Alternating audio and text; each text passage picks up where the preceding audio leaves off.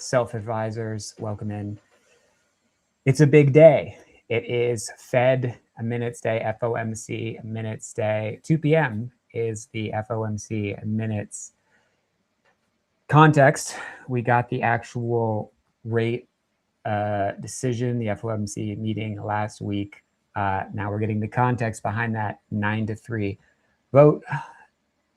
So 3 people wanted to lower rates, and we're going to hear a little bit of the color, as the analysts might call it, around that today, right now. So pretty interesting to get keyed into that. The market, as you can see on the screen here, I give it a little bit more space here. We're up slightly from yesterday. We definitely didn't have that breakout people were looking for a few days ago. But you know what? I think most people are pretty bullish. Oil has had an incredible run. The memory names did unwind a little bit, but the story of the day is Moderna, without a doubt. And we'll take a look at that in just a second. But notably, Rokana bought Moderna, did post on X there about that buy, but it was only 15,000 shares. So, this is the beauty of the live format, is we do get a little bit of a context window here into what actually happened. So that's healthy to have that. But it was only about 15,000 shares in reality, which is not, a lot when you consider. Sure, I mean, for him, it might be a lot. He's not in the stratosphere of the Trump or the Kushner investing circles. But aside from him being a very public figure, as a person in Congress, it's not really something that is that material. It's just not. So yeah, that's what that is. That's the story there. It is phase 3 approval, which is a big deal. But aside from that Moderna move, Nebius definitely has pulled back, which is normal. We expected some dilution coming out of Nebius, but it is going to have a little bit of effect, a little bit of a dampening effect on other neocloud names. And Bitcoin is still holding, which is interesting. So the Clarity Act is playing a role there potentially. So that's pretty exciting for people who are devout followers of Bitcoin. So maybe it's BMNR that's your cup of tea, you're holding. Maybe it's Ethereum, ETH would be ETF there, whatever it is. There's a lot of people that are pretty interested in that development. So we'll see. We'll see if Bitcoin actually follows through or not. But right now, all eyes are on Moderna. Is that smart to be looking at Moderna? Probably not, right? I mean, it's already up. But hey, we're all human. And if we look at this thing, this is what happened today, okay? So we're a little off of highs, but pretty massive. It's going to get people paying attention to. And when we talk about Nebius diluting, it's a pretty steep pullback. So, for those momentum traders, and we're talking about the, Stanley Druckenmillers of the world, taking a position at earnings, right after earnings, well, you got to really have some conviction fundamentally if you're going to be holding through a move like that. So it's a pullback. It's a serious pullback. most people would have sold, who do really well momentum wise, in my opinion, from what I've seen, market wizard tier traders. Now, Bitcoin, when we look at Bitcoin, of course, we are well off the highs, but pretty massive inflows today. So it took some time, but when it went, oh my God, did it go. And there are some folks chiming in on what's going on with Bitcoin. Most notably is probably Lucas. You'll know him as Lucas or the Short Bear, or the market wizard who turned maybe 5,000. I mean, he was in high school when he started trading, so call it whatever you want, but into enough, let's just say, to buy some small soccer teams in Europe. So this is the story here. Fully involved in this crypto move after the last couple of weeks of building, added MicroStrategy and Coin back to the portfolio with tight stops on top. So that's interesting. So he's saying on top of his positioning in crypto, which is, maybe he actually is playing, I'm not a crypto guy, but perps, futures, or whatever that means, on a crypto exchange, or he's buying IBIT, the ETF. It's all kind of pretty much the same thing, except a lot of people have been worried, and he did say a tight stop related to MicroStrategy and Coinbase, MicroStrategy being maybe the most worrisome. Coinbase, both of these, not really showing evidence of accumulation like IBIT maybe was back here, somewhere between, basically the middle of July. If we take a look at MicroStrategy, it did absolutely nothing during that period. Coinbase, maybe a little sign of life, but mostly nothing there. So that's the Bitcoin story. We will be continuing to watch that because it's a big deal. This is Lucas retweeting Vlad's tokenized stocks in America proclamation. Robinhood and Vlad pushing forward tokenized stocks that they were initially trying to tokenize Anthropic and OpenAI shares. That might have been over maybe a year ago at this point. Anthropic chiming in with a comment then about, we're not exactly authorizing this, but, what are we going to do? Essentially, is what seemed to happen. So it seems to be happening anyway. Tokenized stocks in America, one that will eat the entire financial system. That's the quote right there. So that's the Bitcoin story. This is the Bitcoin extraordinaire.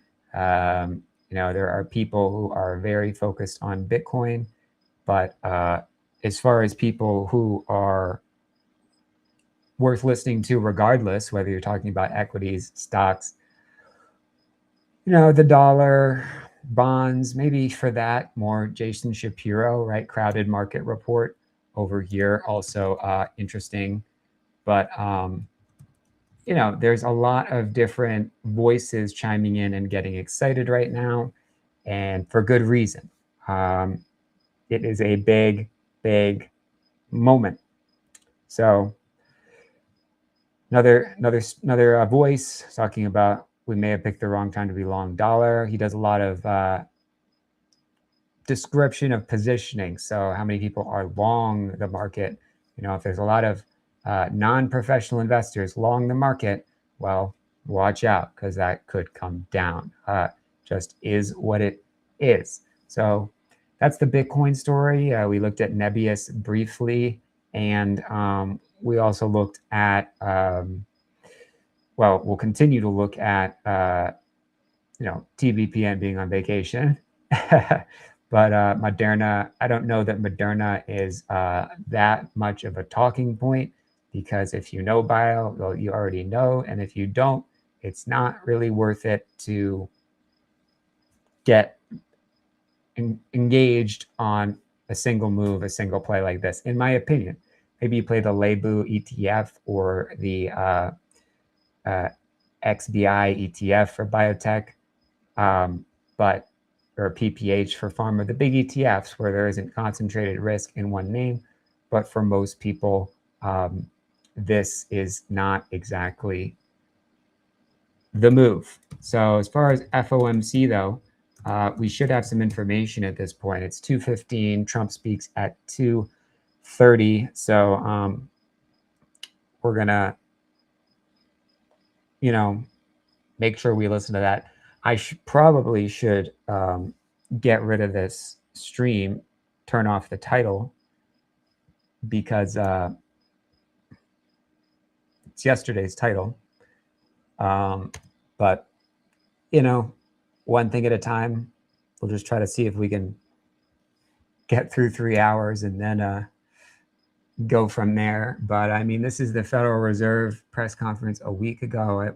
I wonder if anyone's live right now who's actually doing the press conference, right? I mean, the Federal Reserve is not live, so we know that. But let's just see if there's any major news channels. They're pretty good at telling us what's going on, and see if we can get some color on what's actually happening here with rates, and if this is going to be a major market moving event. It could be, it could not be. So pretty sure they're talking about sports, but I'm sure there's somebody who we're going to be able to tune into and get a little bit of insight into what is the market gonna do. Because I don't know, you don't know. In fact, the Fed doesn't even know. But what's interesting is we'll actually get to see. So we can literally see in real time how the market reacts. Most people would say, on an FOMC day, which this is kind of an FOMC day. I guess last week was really FOMC day, but this is giving some context. Most people would say it's probably not a day to initiate a position, which makes a lot of sense, right? If there's going to be volatility, there's no need to get in front of it. But at the same time, if it does start to move in a good direction, there it is, view all. Should be able to see some sort of official looking FOMC stream here. That would be great, right? It's not guaranteed, but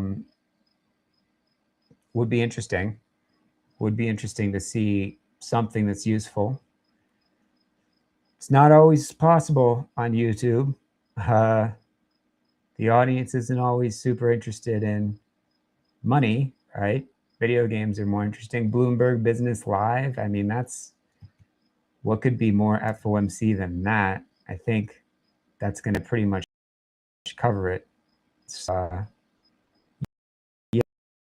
that sounds solid to me. Let's tune in and see what they've got to say. Okay. Bloomberg Business Live on FOMC day.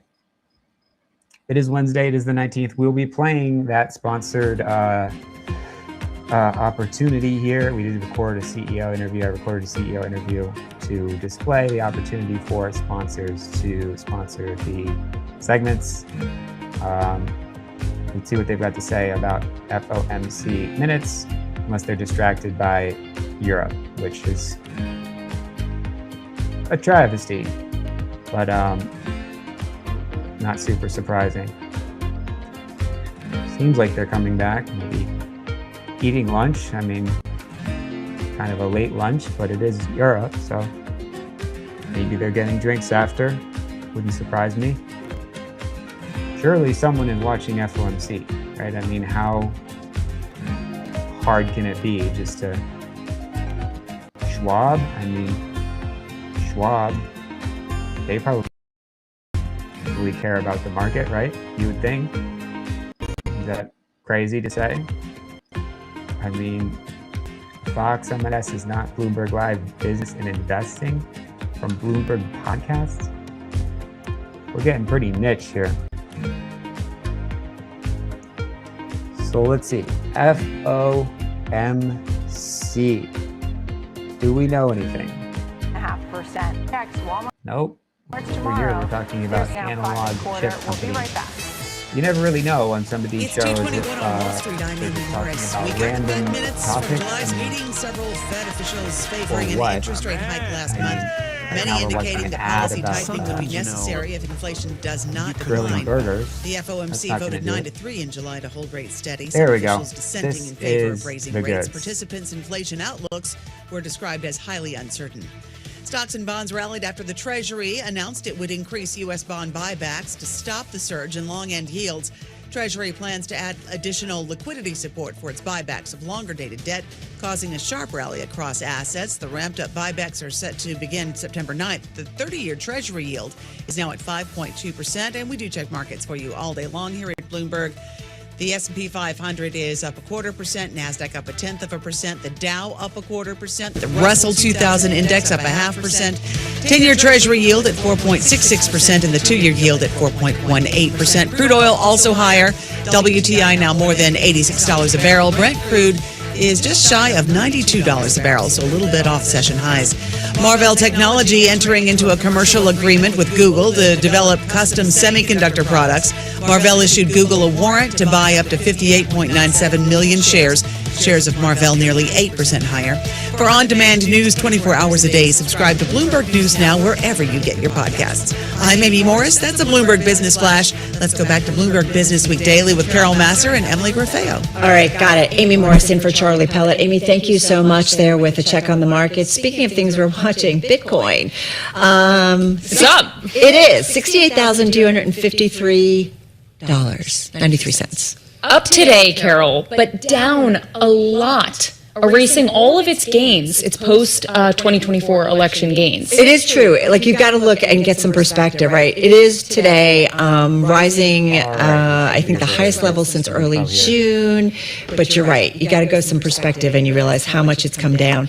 What's interesting is we are monitoring the White House because we do expect a meeting. There's some regulatory optimism, industry officials gathering at the White House with President Trump. We're talking about well-known folks in the crypto industry, and this is after the Senate punted a vote on its top legislative priority. The meeting perhaps giving the industry a chance to tee up lobbying ahead of the Senate's planned vote next month on the Clarity Act. It's not been an easy road towards this, so at stake a lot for the industry. Let's get more on the backdrop, kind of where we are and what we're watching out for as the president gets ready with this meeting. With more is Stacey Marie Ishmael. She is senior executive editor at Bloomberg News, has covered crypto a lot, knows this world. It does feel like there's a fork in the road here in Washington when it comes to crypto policy. Give us a little of the backdrop here for this meeting, Stacey. I mean, what the crypto folks will say is that even if there's a fork, like, everything's looking better than it was under the previous administration, right? So what's happening right now? We have this big meeting that was scheduled about, it came together. We have various lobbyists. We have executives from Coinbase, Kraken, Blockchain.com, meeting with representatives of the White House, expected to have attendees from the SEC and the CFTC, heels of a series of statements yesterday from the Securities and Exchange Commission about their own attempt to undo what they described as the excesses of the previous admin when it comes to the approach to regulating. So is there any actual news? Not yet, right? Like, what we have, crypto runs on vibes a lot of the time. Like, the one thing that is certainly true is just the way the market has been structured forever is, like, sentiment is a really huge part of prices. And I think the past couple of days, you see this in the performance of the Bitcoin prices you've mentioned, but also some of the individual stocks and shares. So, you look at the Coinbase share price, for example, pretty big rally today. People are reading positive energy into this meeting, reading positive energy into this, like, very explicit affirmation from the SEC that they want to find a path forward for crypto.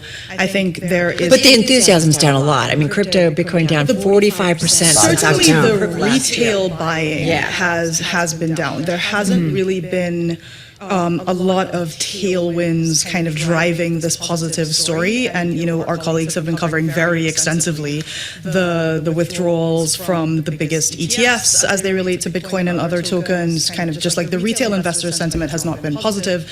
And so I think but there's also the two other factors are crypto has had to compete a lot more with the AI story, right? And you've seen a lot of those folks be like, both the crypto companies themselves are talking about, well, we want to expand into AI data centers, or we're going to have prediction markets as a part of the thing. So in addition to the AI story, you've had prediction markets kind of taking some of the same air among those retail investors that crypto had otherwise dominated. Okay, so remind us again what exactly these executives are potentially going to get out of today's meeting, because they're meeting at the White House. There is regulation up, at stake that would be coming out of Congress, but then you also have the SEC lingering in the background and like other potential developments coming out of the SEC. What is really the focus? What would be the tailwind coming out of this meeting? I think it would be some kind of explicit affirmation from someone to speak on behalf of the president that getting the so-called Clarity Act passed remains a top legislative priority, because that is the thing that the industry, it's called clarity because the thing they spent the past 5 years asking for was regulatory clarity, and some wit in the Senate was like, hey, we've got a great name for it. It's all about marketing. It's like the Genius Act. Yeah, so I think, exactly. what folks who are lobbying, what folks who are executives are really looking for is, that real sense of executive approval and endorsement for this thing that continues to elude them. Because if you remember, we've been talking about the Clarity Act for a long time. Right. And the hope and dream of a lot of folks was that it would get, at least debated, if not passed, by the August recess.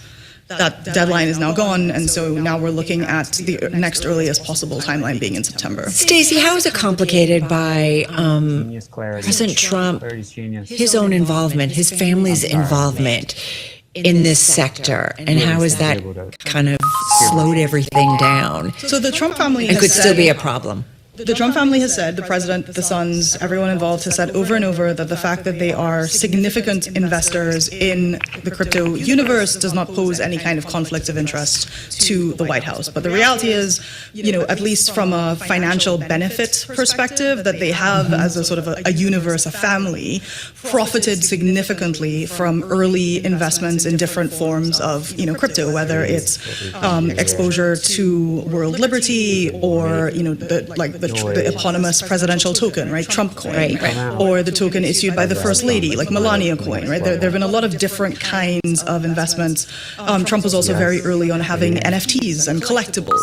So there's been this very long path of, either the president himself or people in close proximity to him, like being able to benefit personally from their crypto investments in a way that has not necessarily translated into, those profits being kind of distributed to retail investors in the way that retail investors might have hoped. If you held on to Trump coin or Melania coin, like the chart looks worse than the chart of Bitcoin, from inception. So people are sitting on either actual or paper losses in a pretty significant way. So that's the first thing. And the second thing is, critics of these investments, particularly on the Democrat side of the House, and in some cases there's been more bipartisan criticism of this, have said, well, this White House appears to be lobbying for one particular outcome, and that has definitely changed the dynamic of some of these arguments, because going into maybe 2024 or 2025, there was certainly more of a feeling on the Hill that,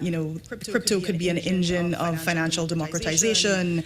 It was something that could benefit, a more widespread group of people, whether you feel that was true or not. Like, that was a little bit more of the story. And now it's become really tied up into this, like, are you a pro-Trump or are you anti-Trump? And your feelings about everything related to that seem to be more of a referendum on, like, your political stance rather than on the asset itself. Yeah.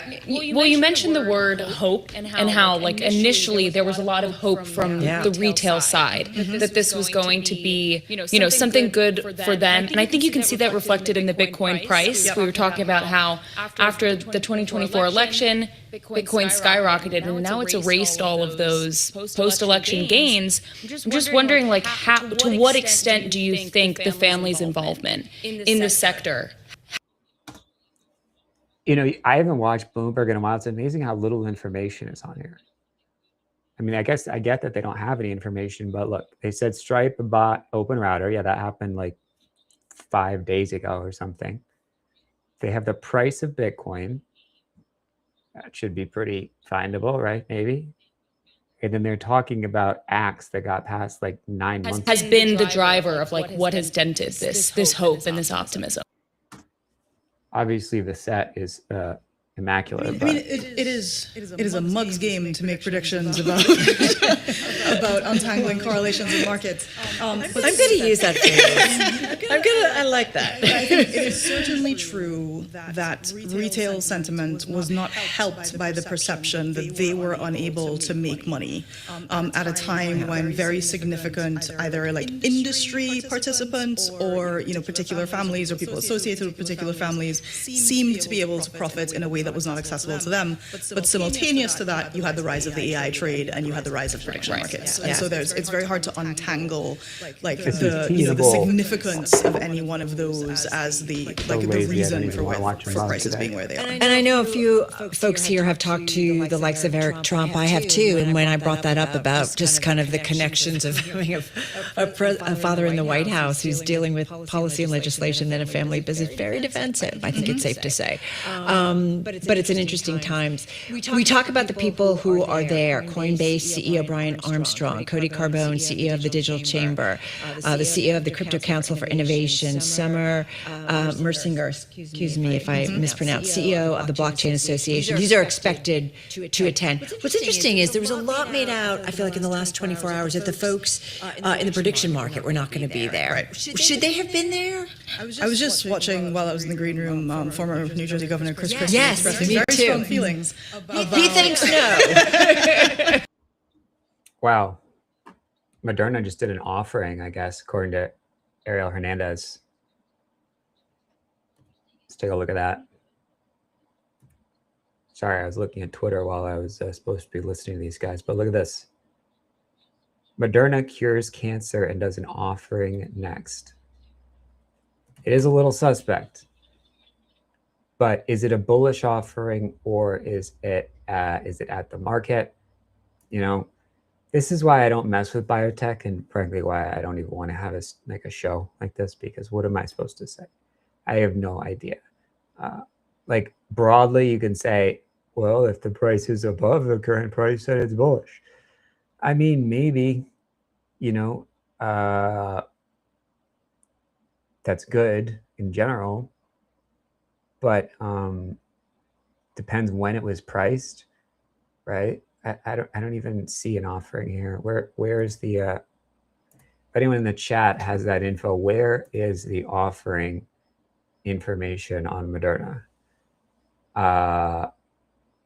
If they are smart, they will. Oh, he doesn't know that. Oh, gave me a heart attack. You gave me a heart attack. Oh, they already did one. All right. We're live. We are live tweeting. Make sure I like that so that he doesn't think that I'm being too sassy here. Let's see. Yeah, it's still, it's closing near all-time highs. It wouldn't be super surprising if they did, right? He is definitely not into the prediction markets being present at this. This is a hard conversation to untangle because, again, some of these companies, I think about like Robinhood as an example, who are diversifying into, different elements of putting stuff on the blockchain, let's say. Right. And the kinds of people who have an understanding of what a stable coin is the interest in creating one of these accounts, the savvy to want to place to make positions on prediction markets of bigger and small sizes, typically overlap very strongly. Trump should be talking right now, right? I mean, what are we doing? It's 10 minutes. It's 5 minutes after 2:30. We don't know anything about the Fed minutes. We haven't heard Trump say anything. Like, what? I realize I got a little bit sucked into these ladies chatting, but what are we doing here?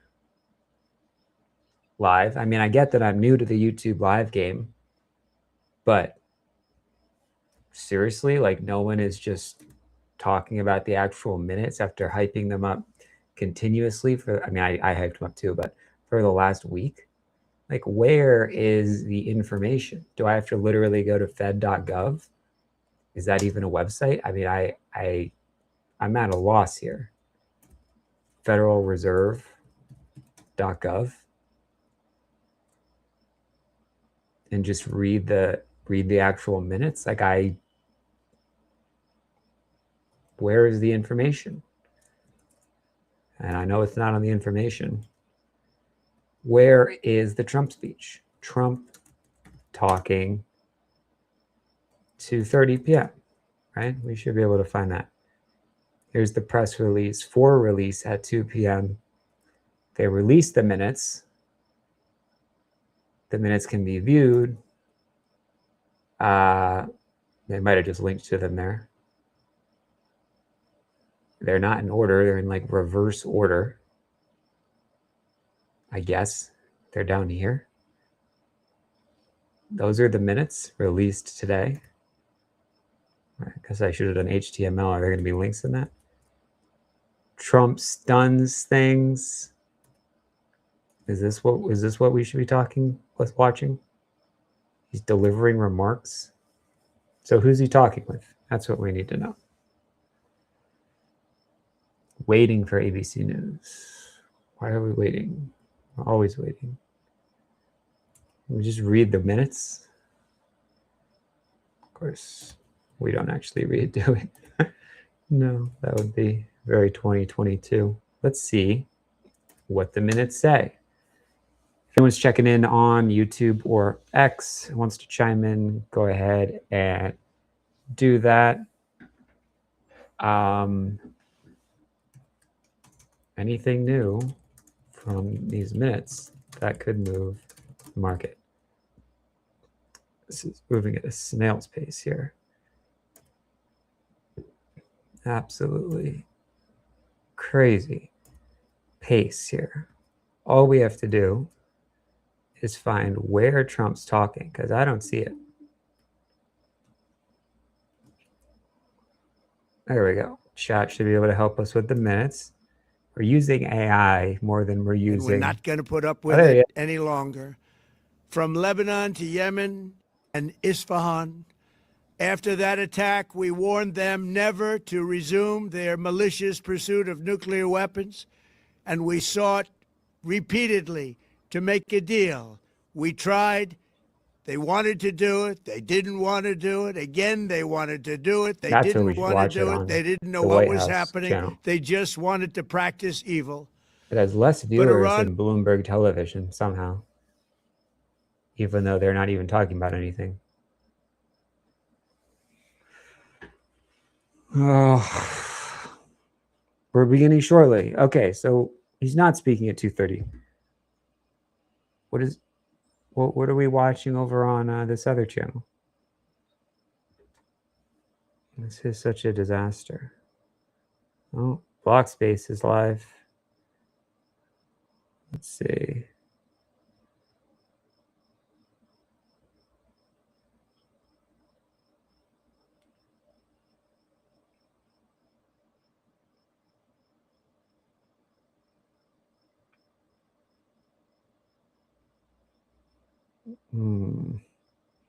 You guys on X, do you know if Trump is actually speaking somewhere? Do you have any idea?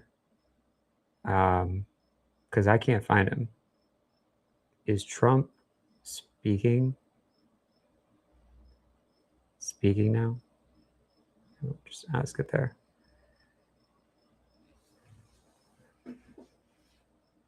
I think he is, but it says we'll begin shortly. So I don't know. Hard saying, not knowing, but it looks like this is going to start. Comments are turned off. We can make this ultra big. I think this is going to be the main event. The White House channel. I mean, I know it's just a handful of bros running this, but maybe not. Maybe they got some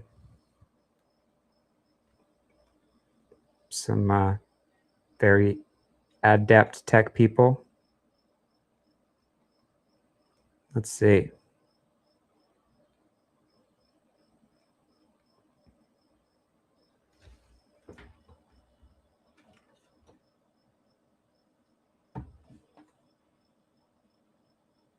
We're definitely live. We're just waiting now.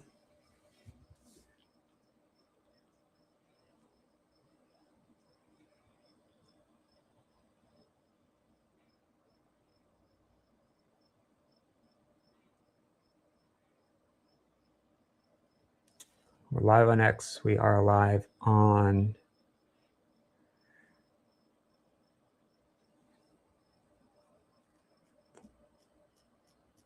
I wonder if I could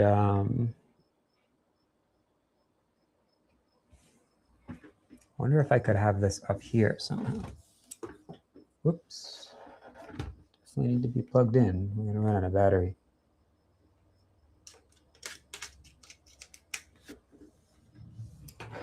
Oh my god.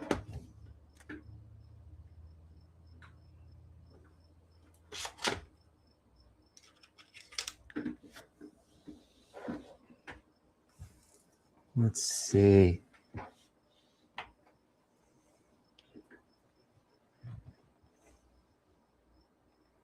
How about this? This is sort of modern, right? I don't know that people want to be looking at me looking at a computer, but that's what they do on TVPN, and they made $100 million. Is that why they made $100 million? Possibly each. I have it up here in front of my face. I mean, come on. It's not the like, right?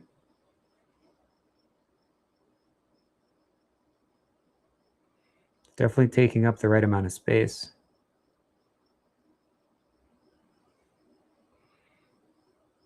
I've got the tickers. Yeah, see, that's not going to work. If I go further back, like this. How crazy is that? Pretty crazy. There's just not a lot of space in the corner of a bedroom that's in your parents' house, I think is the bottom line. Who would have known? It's possible this could work.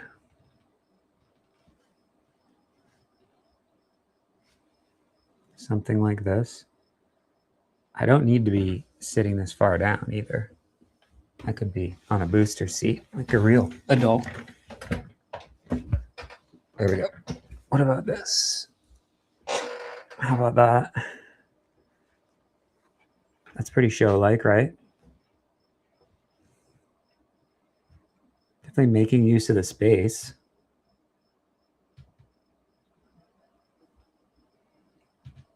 It's just kind of crazy. Just not a lot of space.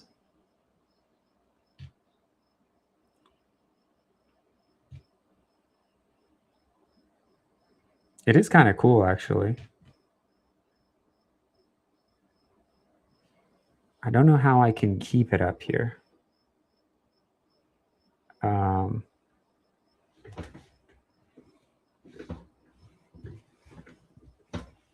Something like this.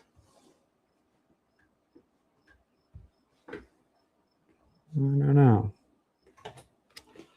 Whoops. I'm gonna lose power again if we're not careful. Something like this. Could be pretty dope.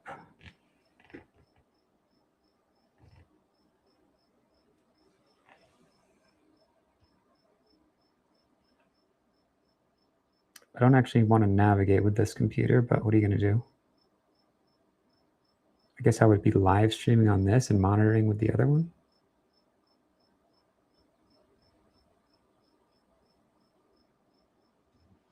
I think we just got to ditch the computer. Too crazy.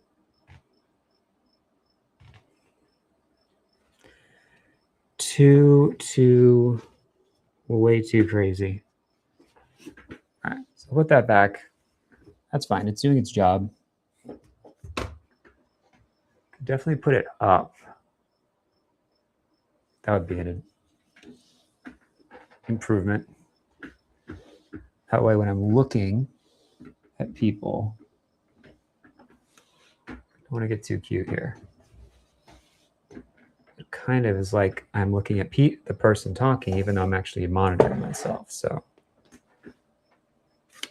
that could be good. I'm not going to be blocking the other camera here. I can make that full screen. Sort of see what everyone's seeing. And yeah, should be pretty normal again. Removed enough from the webcam.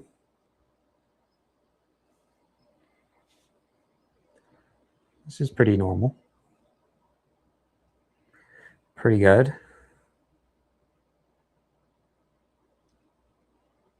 It's kind of like a show.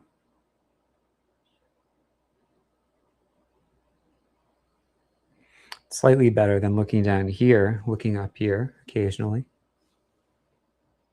It's kind of like just sort of looking off into the distance. I think it's an improvement, for sure. For sure. This QR code is kind of unnecessary. Can't really see it, so.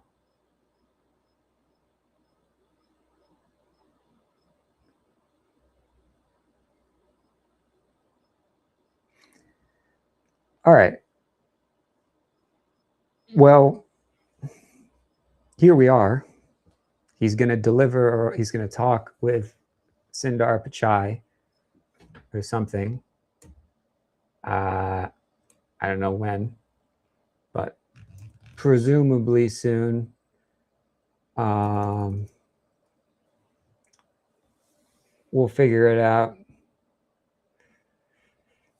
If you guys are on YouTube and you have questions, go ahead and drop those in the chat.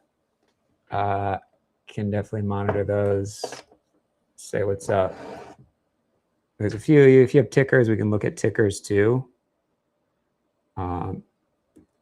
Whoops. Somehow retracting my message on is Trump speaking now. I didn't mean to retract.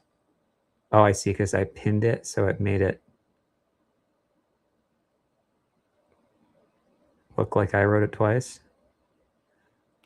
I think that's what happened there.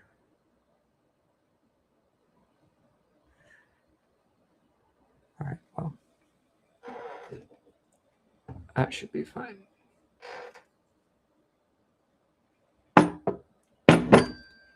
Okay. There we go. Should be pretty much pumping here. Someday we'll have a thumbnail that doesn't have restream. Someday we'll learn how to edit the title. I don't know how, once you've already gone live. And Jay Cal tweeting out with Roe, but my tweet didn't get no love.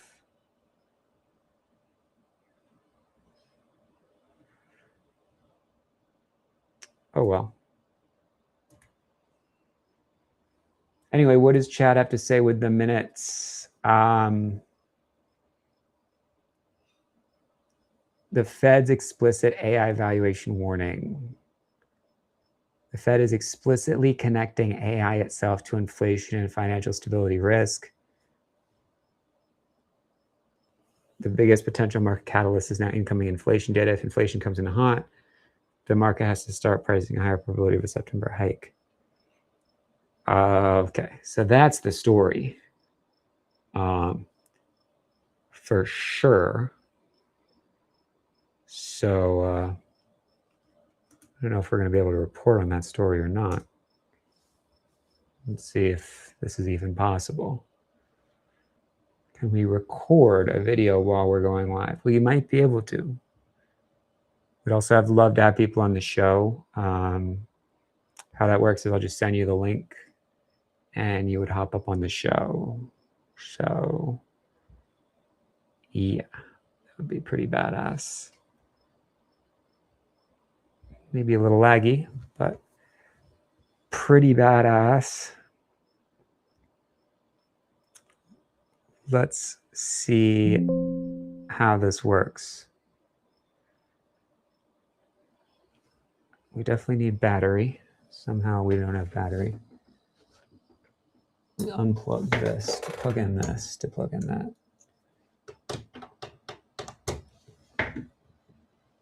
There we go. Oh, we're back.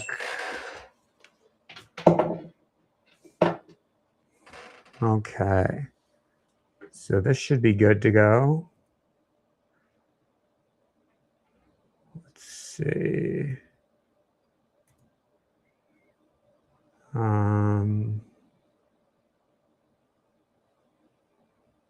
Yeah, we should be able to do this.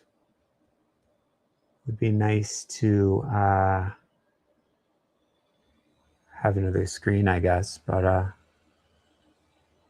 what are you gonna do?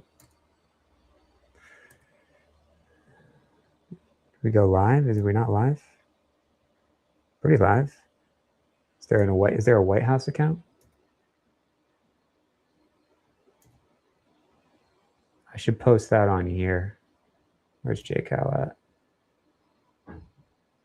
Oh boy, I already lost him.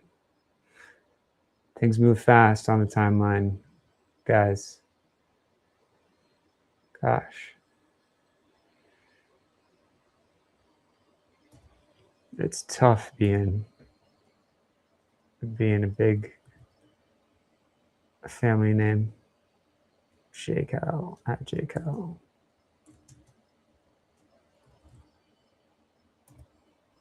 All right, JCal.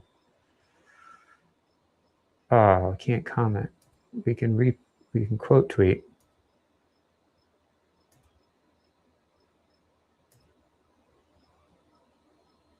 Let's see. Oh, I posted it. I pasted it, didn't I? Ay, ay, ay.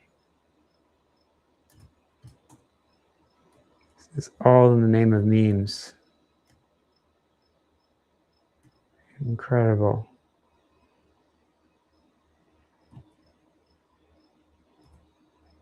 Okay, maybe I'll delete it here.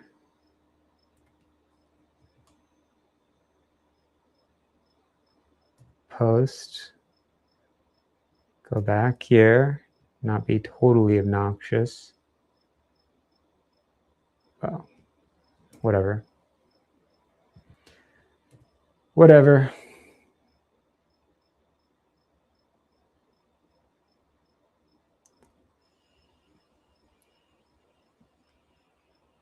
Total surprise news. Ted is calling it total surprise news. EP detected. I wonder if we could make a meme for that. Let's see. Stock B. No, that's too niche. Too niche. Hard to grow when you're trying to appeal to people who just have a few $1 million. All right, well, hopefully the White House will start talking. That would be great. But if they don't, they don't.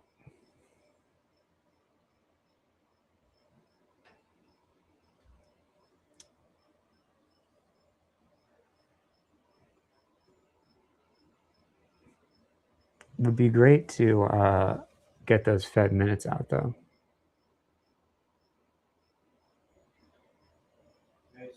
Yeah. You're going to run the heat pump, you should close your window. Oh, sorry. Yeah. Okay. Let's see. I forgot that window was open. I don't really want the window open. Let's see. There we go. Should be all set there. All right. Window is closed. Yet the White House is not live. So we wait.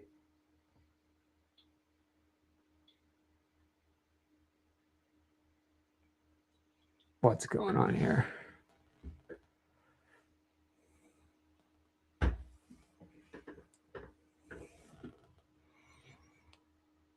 Get those questions, comments in.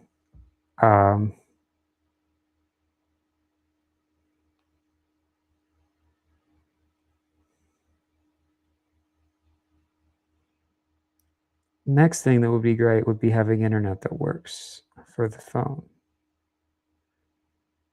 But she can't have everything.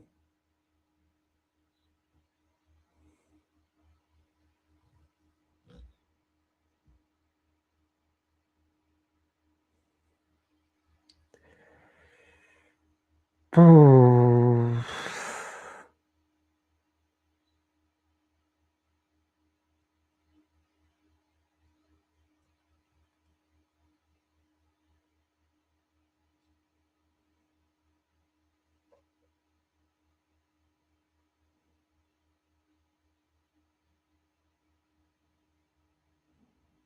Come on, White House. Pull through.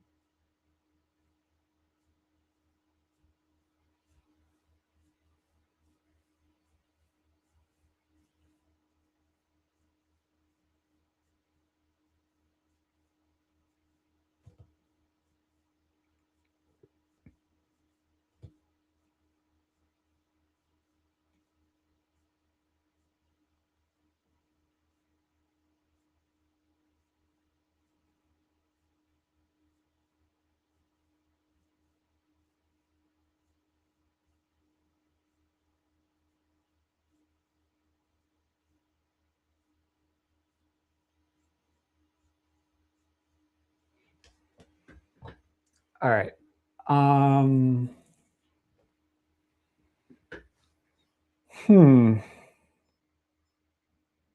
There's an American flag. It says we'll begin shortly. I don't know what else to say. I mean, we're in the right place. He just doesn't appear to be talking. Unfortunately.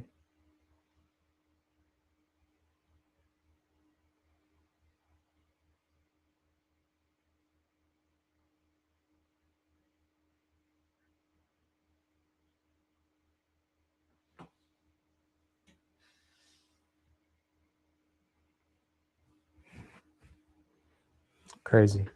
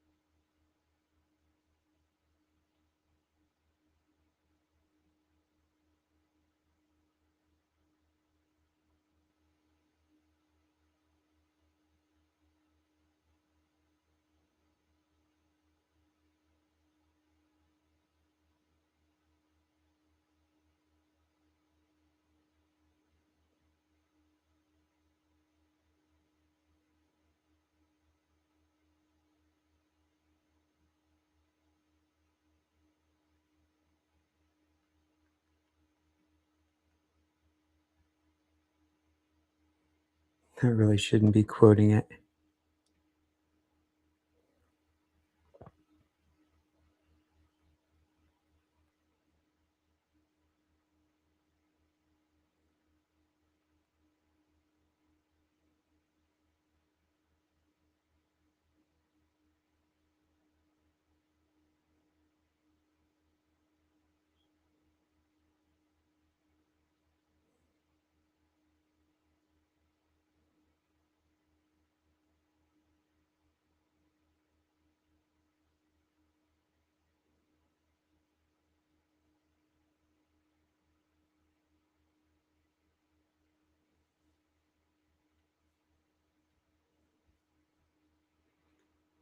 Hmm.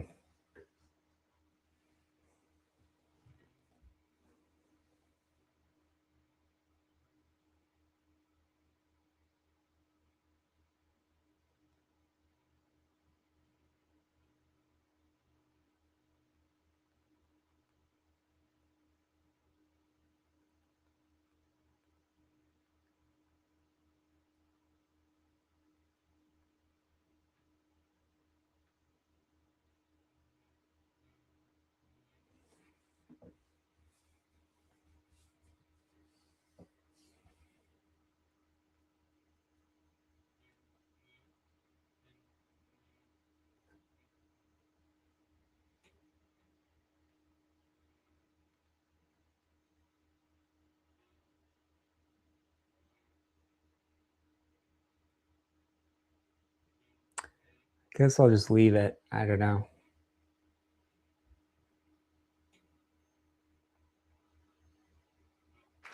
Oh, he's live. That's the guy. Okay. Trump. It's a serious group of people here. These are the tech Into guys. the world of finance like I am. I love finance. There's a who's who with us today. Maybe these aren't the tech guys. It's amazing that you don't know some of these people. Yeah, I But don't. anybody in finance knows every one of them. And I want to thank them for The guy in the back left with blue looks familiar. being here today. We're delighted to welcome some of our nation's brightest minds in finance, crypto, and technology ahead of the Oh, it's Winklevoss. Tyler Winklevoss and Cameron in the back left. first ever meeting of the CFTC's Innovation Advisory Committee in Washington, D.C. This is a group Is that Eric Trump behind Trump, or am I completely off my rocker? of very smart people that are on a committee to recommend what we do. Right, Paul? I think I'm crazy. They're going to be telling us a little bit, but I think Paul knows maybe more than anybody. He's doing a So Paul, great job. We're all happy with Paul, I think, right? maybe he's the crypto czar after David Sachs. He's been absolutely fantastic. Crypto markets and the prediction markets and I'm going to guess the guy on the far right, Steven Schwartzman. I know that's wrong, but he looks bold.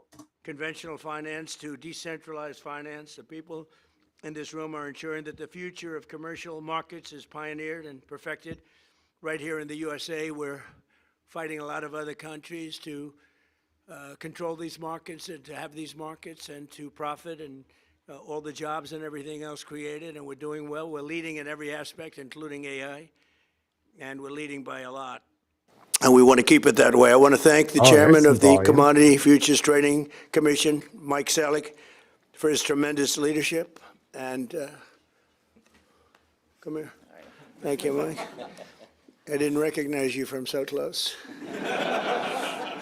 And thanks as well to a very special man, a man that everybody respected for a long time.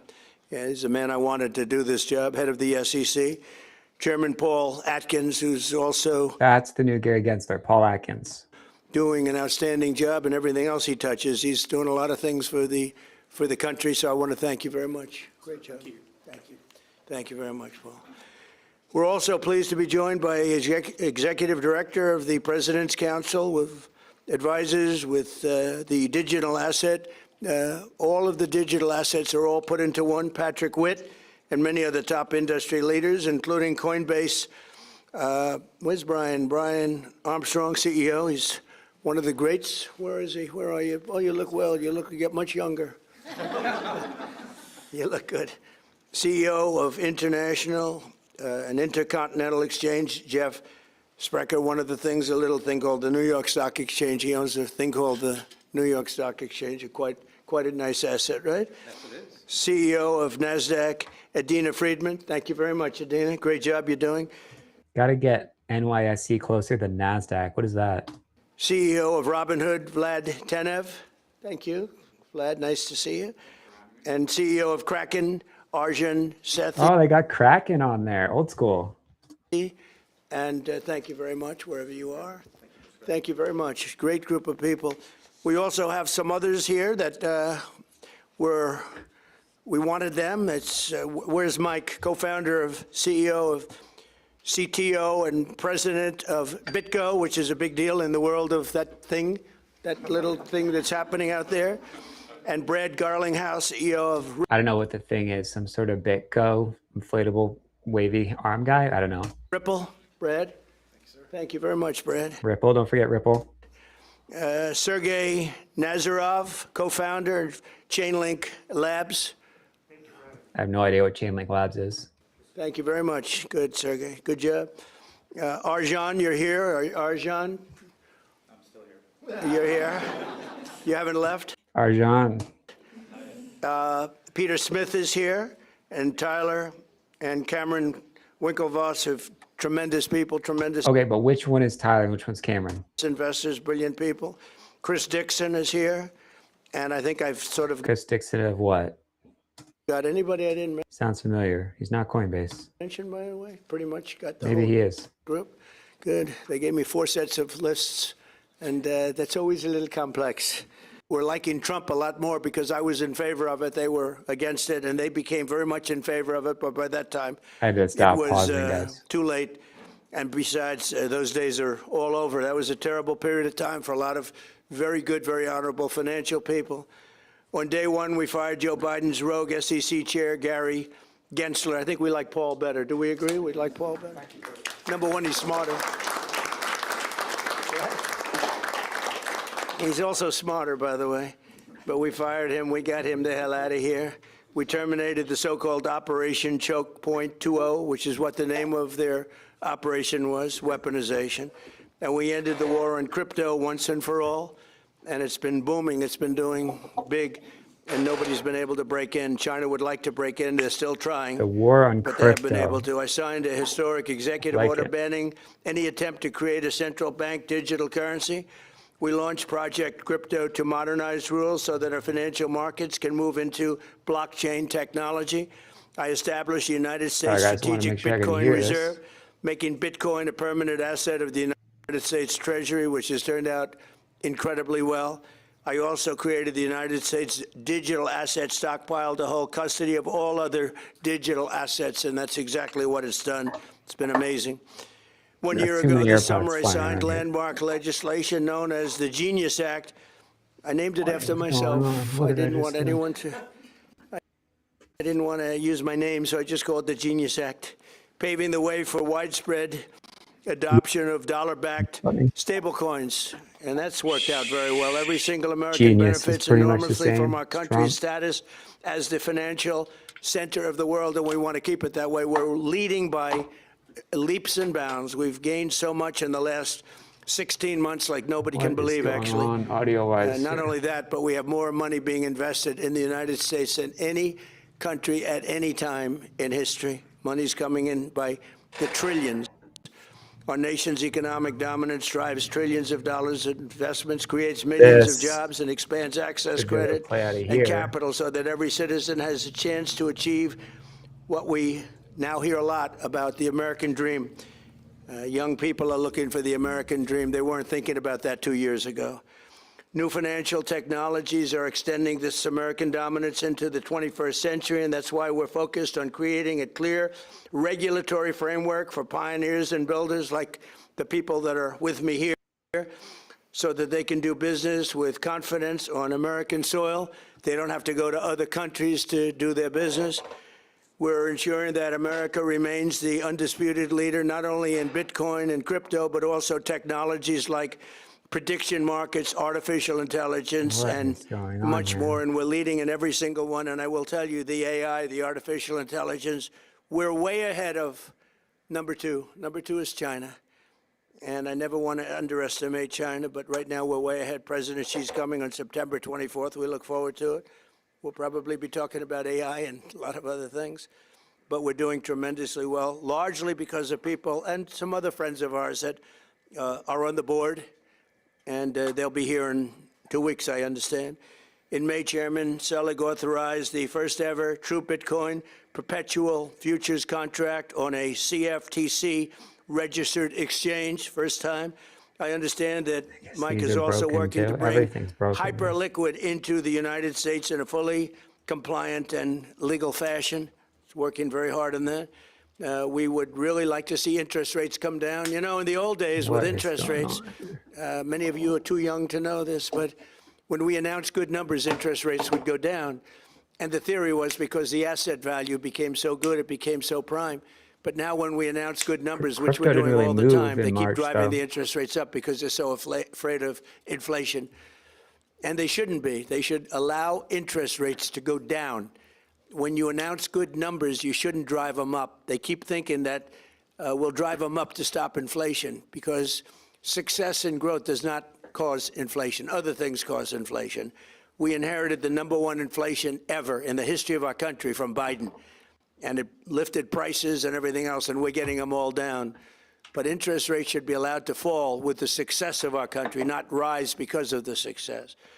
But we're also on the beginning of a revolution in fictional and financial. You take a look at some of the things that are being done on a financial basis and the financial technology that's the potential to create more jobs, opportunity, and wealth for all Americans, and that's what it's doing. It's creating jobs and great wealth, and I think that can't be better seen by the stock market. So we've had 80, in a short period of time, a year and a half, we've had 80 days where the stock market hit all-time highs. I haven't looked today. I don't know. Maybe I shouldn't look. I don't know. Out of battery. But I think I hear it's good.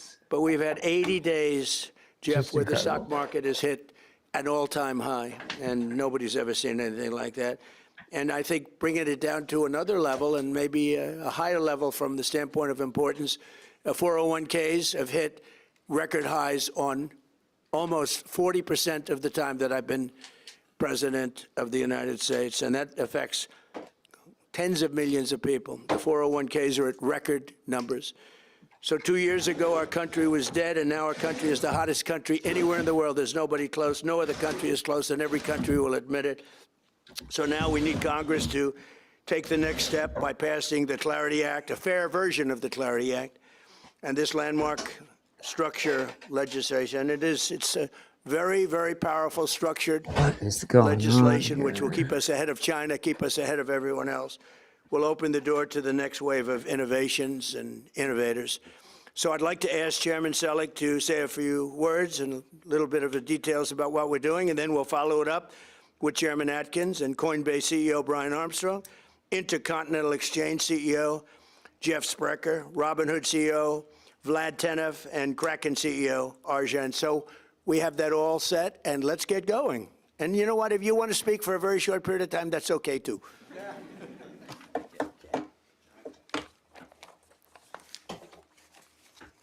Thank you, Mr. President. It's an honor to be here with you and this exceptional group of business leaders. Thanks to your leadership, the era of political lawfare, debanking, and regulation by enforcement is over. Innovators like the people in this room are welcome to the White House, not railroaded to the big house. And the new frontier of finance is being built right here in the United States of America. From day one, this president has been clear. America will not fall behind and allow other countries to take its place as the greatest country on earth to build a new technology, operate a business, and invest for the future. The world will run on the backbone of American technology. Under President Trump's leadership, we've codified the Genius Act, established a strategic Bitcoin reserve, drawn a clear line in the sand between crypto securities and commodities, launched the first U.S. crypto perpetual, and protected the rights of software developers. We've exiled Gary Gensler, defeated the anti-crypto army, and made the United States the crypto capital of the world. I mean, I do. I'm proud to be working with Secretary Lutnick in the Department of Commerce as well to make America the compute capital of the world. This may be the most important commodity of our day. Some call it digital oil. And America needs to dominate these markets to win the AI race. We've also protected federally regulated prediction markets from rogue state attorneys generals like Letitia James, who seek to nullify federal law and drive these markets offshore to unregulated and foreign venues. American dominance in the technologies that will define the future remains unmatched. We are truly in a golden age of American innovation. Now, the United States has a choice. We can either write the rules that define the next generation of financial markets, or we can let other countries write them for us. With Congress advancing the Clarity Act towards the finish line, we stand ready to implement the bill once the president signs it. But we'll use every tool available to move the president's pro-innovation agenda forward in the meantime. Tomorrow at the inaugural meeting of the CFTC's Innovation Advisory Committee, I look forward to sharing more details on our regulatory path forward. A path forward that provides greater certainty for innovators while reinforcing confidence in our markets for decades to come. This president has assembled an extraordinary team of entrepreneurs, builders, investors, and business leaders advising in government, like David Sachs, of course, and Patrick Witt. This real-world experience has already brought valuable perspectives into policymaking, and it will continue to pay dividends for the American people. Innovation depends on regulatory clarity.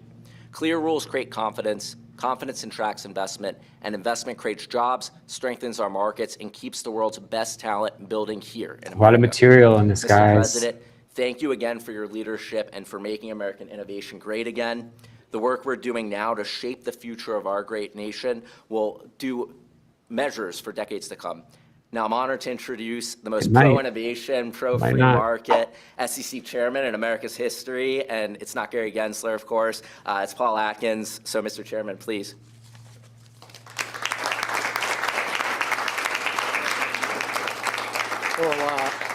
Well, thank you, Mike, and thank you, Mr. President, for having us here today. From day one, you've made our nation's financial dominance and innovation job one.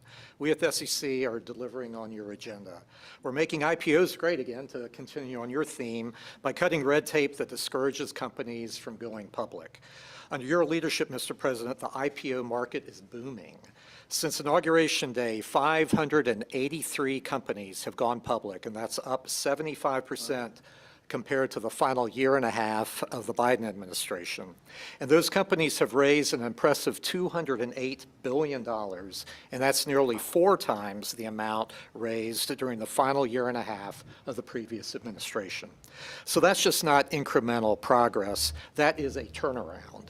You've committed to making the United States the crypto capital of the world. And yesterday, the SEC, I'm proud to say, took another significant step to deliver on that. Our proposal, the crypto assets rule, would provide crypto entrepreneurs like those here in this room and job creators the certainty to raise capital in the United States using digital assets. This action is consonant with our belief that the most important priority is for Congress to send the Clarity Act to your desk for your signature. And the SEC is doing everything we can to support that work. So thank you again, Mr. President, for leading this nation to ensure that we continue to have the strongest markets in the world, to reshore innovation, and to welcome, yes, a whole new generation of investors through the Trump accounts. So under your leadership, we will make sure that the greatest advances of the technological frontier are right here in America. So thank you very much.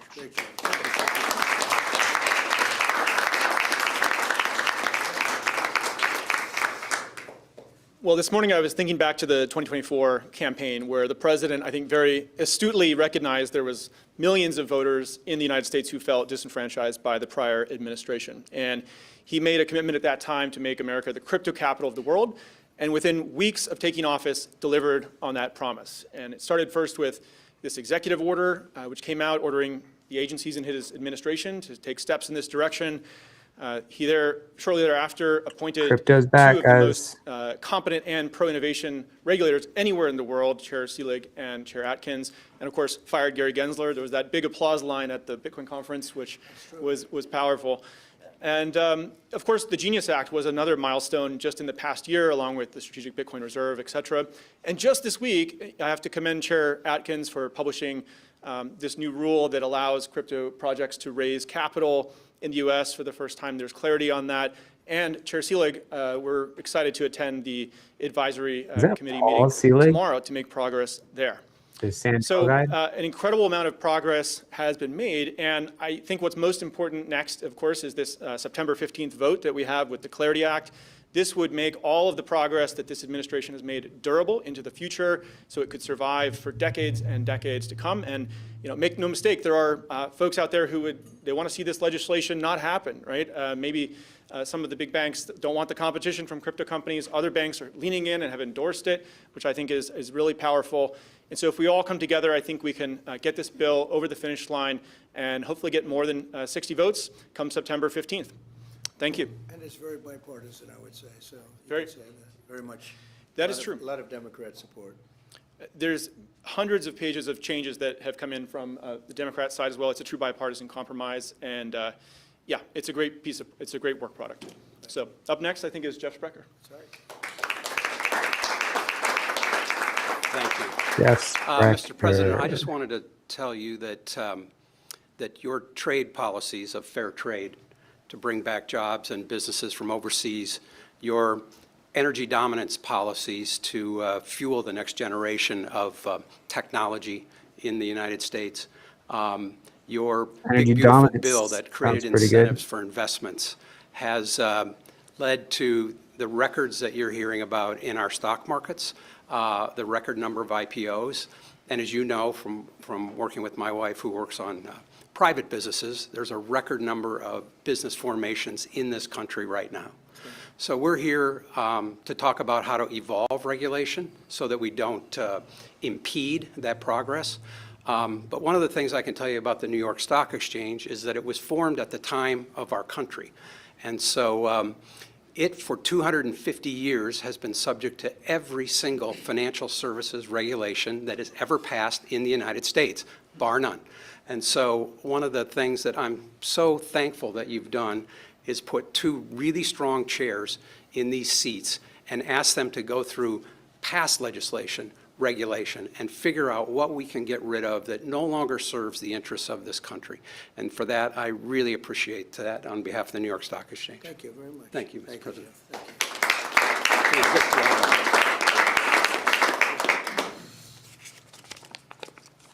Mr. President, thank you for bringing us together and for your work to ensure the next generation of Americans has a stake in the country's economic success through the Trump accounts and many other things. Thank you also to Chair Seelig, Chair Atkins, your administration, for the work underway to strengthen American capital markets and expand opportunity for all Americans. If I had to sum up Robinhood in one word, it would be ownership. Broad ownership is essential to a free, stable, and prosperous society. That belief has shaped pretty much every product we've built, from commission-free investing to 24-hour trading, and now outside the United definitely States looks like to he's in a league of his own, doesn't he? tokenization, which we're using to expand ownership of American assets to people in That more is than for 120 sure. countries. Yet this innovation is reaching investors abroad before investors here back home. And the opportunity goes far beyond public markets. Tokenization will open up markets that have long been out of reach, All including about the private companies. tokenization. Today, too much economic value is being created before ordinary investors get a chance to participate. Expanding ownership also requires protecting investors. Innovation and investor protection aren't opposing goals. America became the world's capital markets capital by doing both, and the chairs here understand that. American companies are building this technology. American markets are powering it. American assets are also at the center of it. American investors should not be the last to benefit. We look forward to continue to work together to expand ownership, build the next generation of capital markets, and ensure America leads the way. Thank you. Great job. Arjun.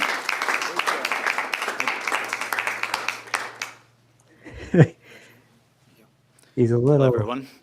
Silicon Valley-like, isn't I was he? thinking about what I was going to say today. Most of Glad. the time, I don't speak too much, but the first time I met the president, he said, "What does your company do?"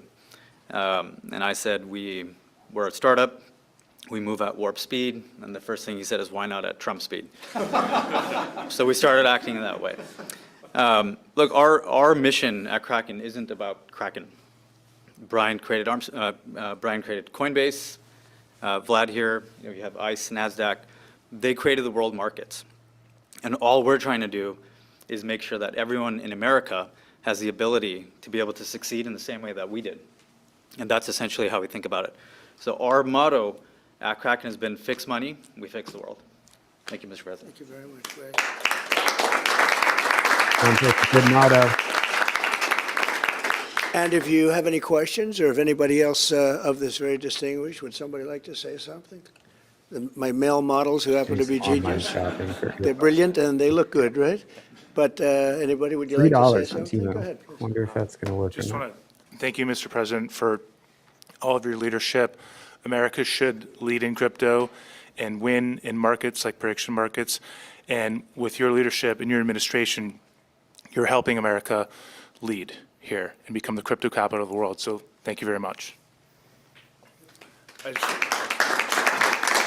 this camera or is this I just want to thank you, Mr. President, as well as Chairman Atkins and Chairman Selig for the great work that they're doing. Still don't know which is which. Yeah, I just want to say that what Chairman Selig and Chairman Atkins are doing and the President has enabled with his leadership is actually working. So if you look at stablecoin usage and adoption, it's increasing the usage and distribution of the US dollar at higher and higher levels than our industry has ever seen, specifically because of the Genius Act and the movement of more and more treasuries into stablecoins and therefore into more and more hands across the world. And now the tokenization of equities, thanks to Chairman Selig's and Chairman Atkins' great work and collaboration and actual work together rather than working against each other as before, is going to distribute U.S. equities globally and increase the distribution of those.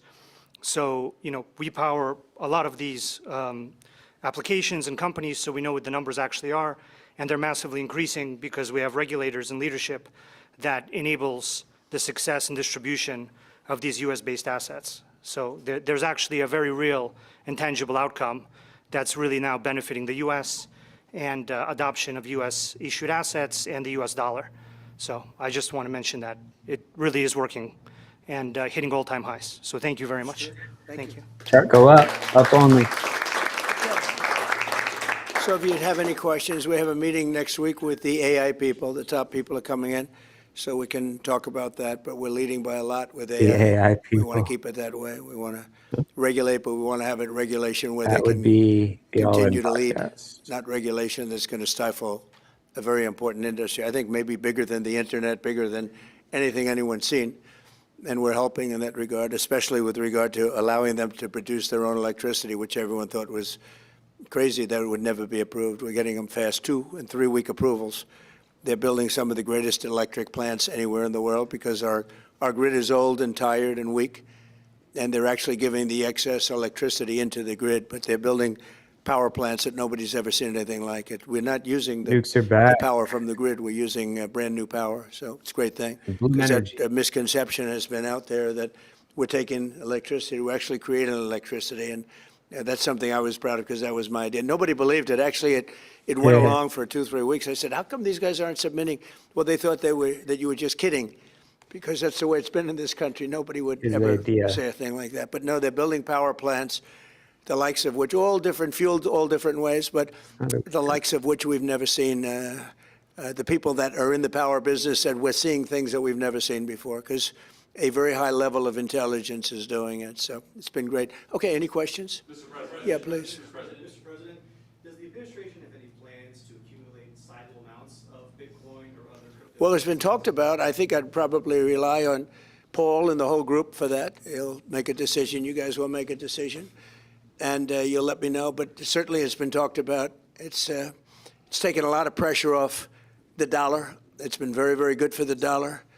And I think if you came in with recommendations, two of you, if you came in with some recommendations, I would certainly listen. It seems to be a pretty big subject. Yes, please. Hi, President Trump. I have 2 quick questions. Go ahead. Don't get around here much. So my first question is, we're talking about AI and crypto a lot. Right. You won overwhelmingly with working class Americans in 2024, tens of millions of working Right. class Americans. Many of them, they say, we love President are still cautious about AI and Yeah. crypto. Got to change the AI narrative. Reticent to embrace this evolution. So I think it's a great question, and I think it's going to create a lot of jobs. It's going to create success. It's going to create tremendous innovation medically. I mean, they're coming up with already, amazingly, they came out with something today that I looked at it having to do, I won't go into the details, but having to do with a pretty unstoppable disease, and all of a sudden they're coming up with answers that they never thought were possible and things that they never even would have thought Deep about. minds.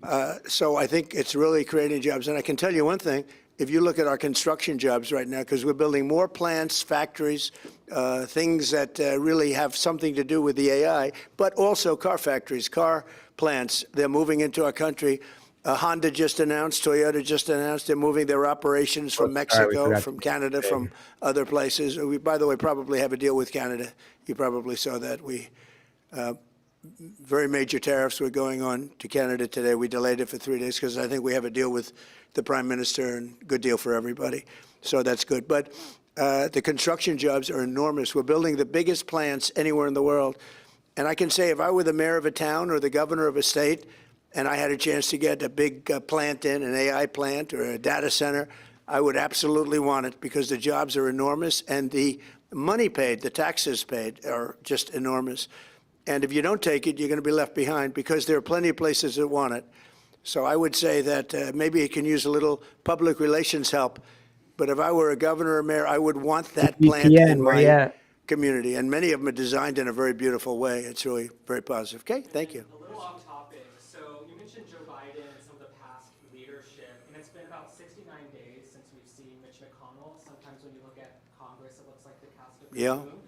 But I read a Cindy Adams column in the New York Post recently, and she talked about how we need term limits and someone needs to hold Congress accountable. Maybe you should be the person to do it. This guy sounds like a Democrat, doesn't he? Term limits for Congress or some type of cognitive testing, because maybe if we had that the last 4 years, Yeah. we wouldn't have ended up in some of these messes. So term limits are very popular with the public. I've seen it both ways. I've seen where people go in and they get termed out and they're very talented and they're at the height of their career, you know, politicians. And you end up with total rookies in there, nothing gets done. And I've seen it the other way where people are there too long. We see that all the time. I see both. I always like to say that a term limit is an election. You know, the public's pretty smart. You see that last night. We had some great success last night. The Republican Party had tremendous success last night. But I like to say that term limits should be elections. But I'm okay with term limits. Remember, the people that have to pass term limits are the people that are going to be voting on them to get out of office. So it's a little bit tough. That's not the easiest vote to get, is it, huh? But I'm okay with it one way or the other. I do think elections really term people out. Mr. President, I want to ask you about Canada, but first, the Treasury Secretary says that we could see the most impactful sanctions on Iran this week. When will they come, and what else could be sanctioned on Iran? Well, we have things that we could sanction. We have very draconian sanctions, and we'll see what happens. Right now, the Strait is open. Gonna stop A lot of going boats up? are coming through. People aren't reporting that, and that may slow down a little bit at some point. But right now, a lot of boats are coming through.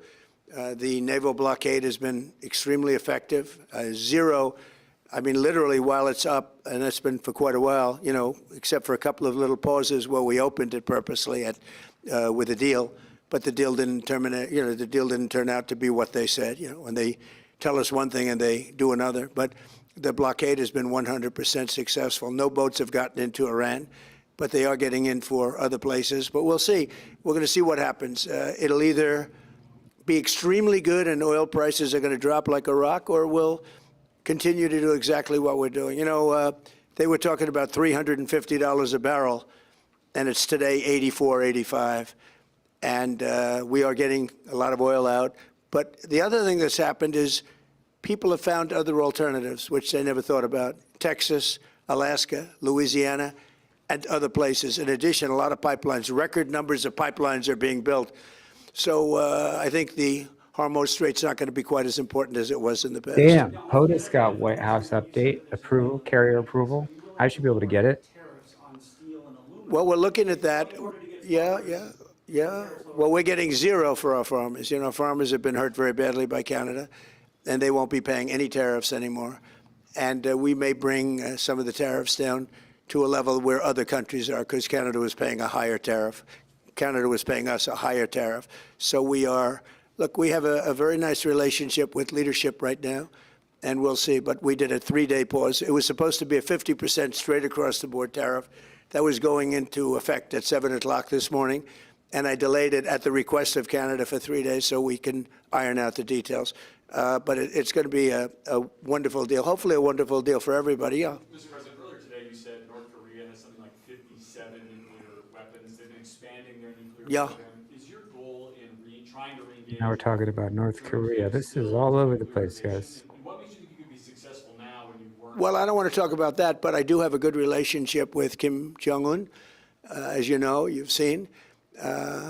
He didn't like Biden. He didn't like Obama. He didn't like anybody, but he likes me, and I just got along with him very good. We had great meetings. We speak, and I think our nation, and I think other nations, frankly, whether it's Japan or South Korea, they're a lot safer if I'm president than if somebody else is president. Now, I didn't like the fact that we're doing these massive military exercises, really against North Korea. It was an exercise against North Korea. When I'm friendly with him, when I don't see anything happening for certainly 2.5 years. It's not going to happen with me, but I don't see anything happening. And I was not happy when South Korea said, no, they're not interested in helping us with the Hormuz Strait, and yet they get 60% of their oil from the Hormuz Strait. I said, would you like to help us? He said, no, thank you. I said, that's nice, please, thank you.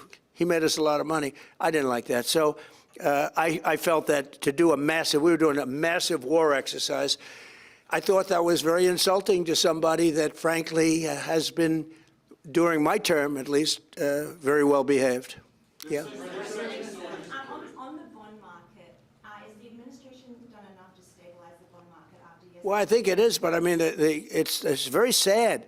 Every time we do great, we announce great numbers, the interest rates go up. And they go up because they want to stop inflation. They should go down because the country's strong. You know, I see countries like Switzerland where they're the #1 lowest interest rates, 0.5%. And we pay 3.5%. And yet, if we stop doing business, for instance, I have the absolute right to cut off all business with a country like Switzerland, like anything. So why are they prime if I can cut off the business and they are no longer functional? And yet they're considered to be like an elite country. And I don't want to single them out because there's 60 countries like that. They live off the United States. So why are we paying higher interest rates than them? You know, in the old days, we used to pay the lowest interest rate, no matter how we were doing, because we sort of generate for the whole world. And I want to see it where interest rate, and I have to tell you, we have a wonderful chairman. I think he's doing a great job. The problem is he has a board, and it's a political board. It's people put in by Obama, Biden, and me. And there are quite a few members still left, as you understand. And so they vote to raise interest rates. I don't know if they're doing it because they think they're doing a good thing or because they like the politics of it. But my point is, years ago, 25 years ago, when the country announced good numbers, interest rates went down because we had a stronger country. Now when we announce good numbers, the better they are, the worse it is for interest rates.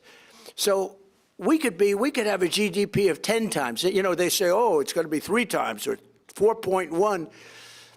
We could have a GDP of 10, 12, 15 times if they just leave us alone. Let the rates go down. We should pay the lowest interest rates. You know, every point of interest is $600 billion. Think of that. Every point of interest is $600 billion. 2 points means we make a fortune, but we keep driving it up. It's a very unfair system, and I've said it now for a long time. When our country does well, interest rates should go down. I mean, every time I hear our country's doing well, I say, oh, it's too bad, because they lift up interest rates. They should drop interest rates because it means we have a strong country. And it's all based on credit, meaning good credit. And we have the best credit. And we'd pay off the debt very easily and very quickly. But if somebody's paying 0.5 point, we should be paying 0.5 point, not somebody else. Right now, I think it's Switzerland has the lowest. Again, and I don't want to single them out, but if you take our business away from Switzerland, they have problems. So why are they paying 0.5 point and we're paying much more than that? Does that make sense to anybody? I mean, it seems pretty simple to me, but it's a killer.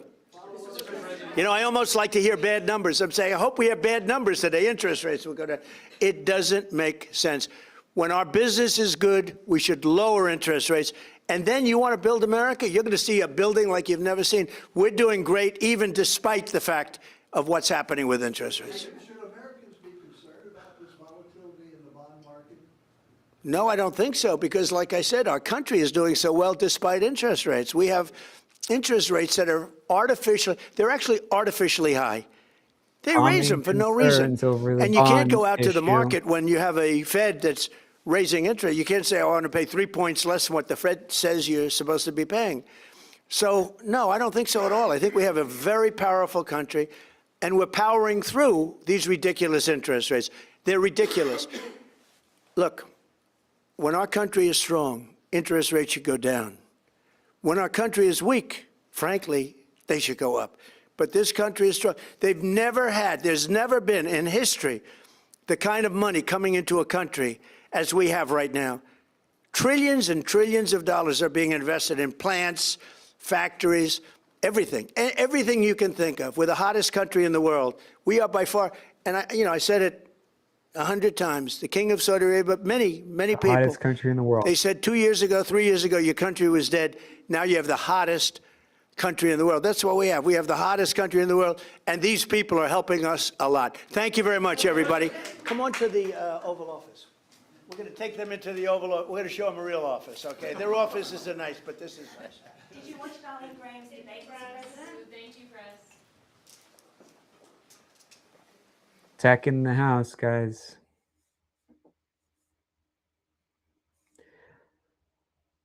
All right, that's going to be it. That's the broadcast. So thanks, everybody, for joining. What did we learn? Well, he said some stuff about interest rates. He's not happy with them. They should be lower. Kind of already knew he'd say that, right? And then we have the dig at Switzerland. That's fun, but that's not really going to hurt the dollar, is it? So don't really need to worry about that. And then we have the Bitcoin bros. And so will Bitcoin continue the pump after this has already happened, or is this like the Elon going on SNL moment when Dogecoin dumped? Is Bitcoin gonna stay strong? That is the question here. It's not good to go all in on Bitcoin. That is for sure. But it'll be interesting. So if you're just joining us, you want to grab those best 6 AI stocks for August. I have selected for August. Go ahead and grab those in the description down below. And you can get my recommended newsletters as well. So that's how you do that. Simple enough. We will continue on here. That's pretty much the story. I mean, I wonder if they're going to be able to break it down a little bit for us here, but I don't know that they are. Now Bloomberg has something to talk about. Where are Bloomberg cats at? I guess these guys, right? They're surveilling what's going on as well. Errol. President Trump today hosting those crypto leaders at the White House. You just heard all about that. Crypto industry leaders worried about cementing those regulatory gains, and they're pushing for a passage of that landmark. If I remember correctly. For a passage of that landmark digital assets bill. This is the same thing. Bitcoin now more than almost 6% higher now. Federal Reserve officials offering, or rather favoring, an interest rate hike next month. Some of them did. Many indicated policy tightening would be necessary if inflation did not decline. FOMC voted 9-3 in July to hold those rates steady, with some officials dissenting in favor of raising rates. Participants' inflation outlooks were described as highly uncertain. For on-demand news 24 hours a day, subscribe to Bloomberg News now wherever you get your podcasts. I'm Amy Morris. That is a Bloomberg Business Flash. Carol and Emily. All right, Emily. Hi, Emily. Thank you, Amy. I'm Emily. A lot Here going we on go. here. This should Hey, be the listen, wrap we've up talked right a lot here. about the AI build, a roughly $1 trillion wave of capital spending tied to artificial intelligence going on overall. In June, Bloomberg reported spending on data center construction in the U.S. eclipsed $50 billion in April for the first time, according to Census Bureau figures that were published at the time. Someone who is seeing this and watching it from a different perspective, because it's not just about semiconductors, although that is a big part, but also things like lime, potash, cement, steel, lots of different things. Back with us to talk about it is Catherine Thompson, founding partner and CEO at Thompson Research Group. It's an equity research and advisory firm that focuses on companies in the industrial and construction spaces. She's with us from Nashville. So good to have you here. Thanks for your patience. A lot coming at us today. Yeah. Market kind of pump. As is always the case. Tell us about the build and the things beyond semiconductors and the typical technological components that go into data centers, but that what you are focusing on that are needed as well for this build out. Oh, God. So, since the end of World War II, Why are we a not lot of the talking focus has about what been on the just consumer happened? leading the economy. Is But we're having a total flip-flop. this is crazy. Size. The build-out for data center and AI will Seriously. eclipse the total spend of interstate build-out. Perspective Come for on. size. The build-out for data center and AI will eclipse the total spend of interstate build-out, electrification U.S., and the early build-out of Are they grids. talking about it over here? Where real-time market coverage meets expert strategy. From the opening bell to the closing bell, we've I got think we you should just covered. watch a bit, honestly. Get inside the minds of Everyone else is pro-traders. basically doing reruns. A higher rate of change. As far as I can tell. Is he live?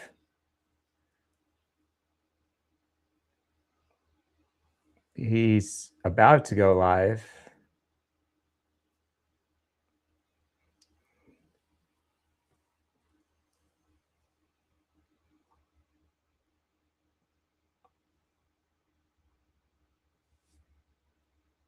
Let's see.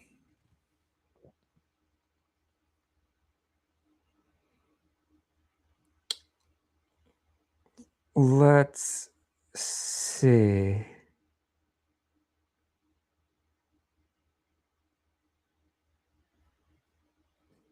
I don't actually watch him it. So I don't know if he actually goes live when he schedules his live. There he is. He definitely talks a lot, like 6 hours a day. So we should be able to catch him.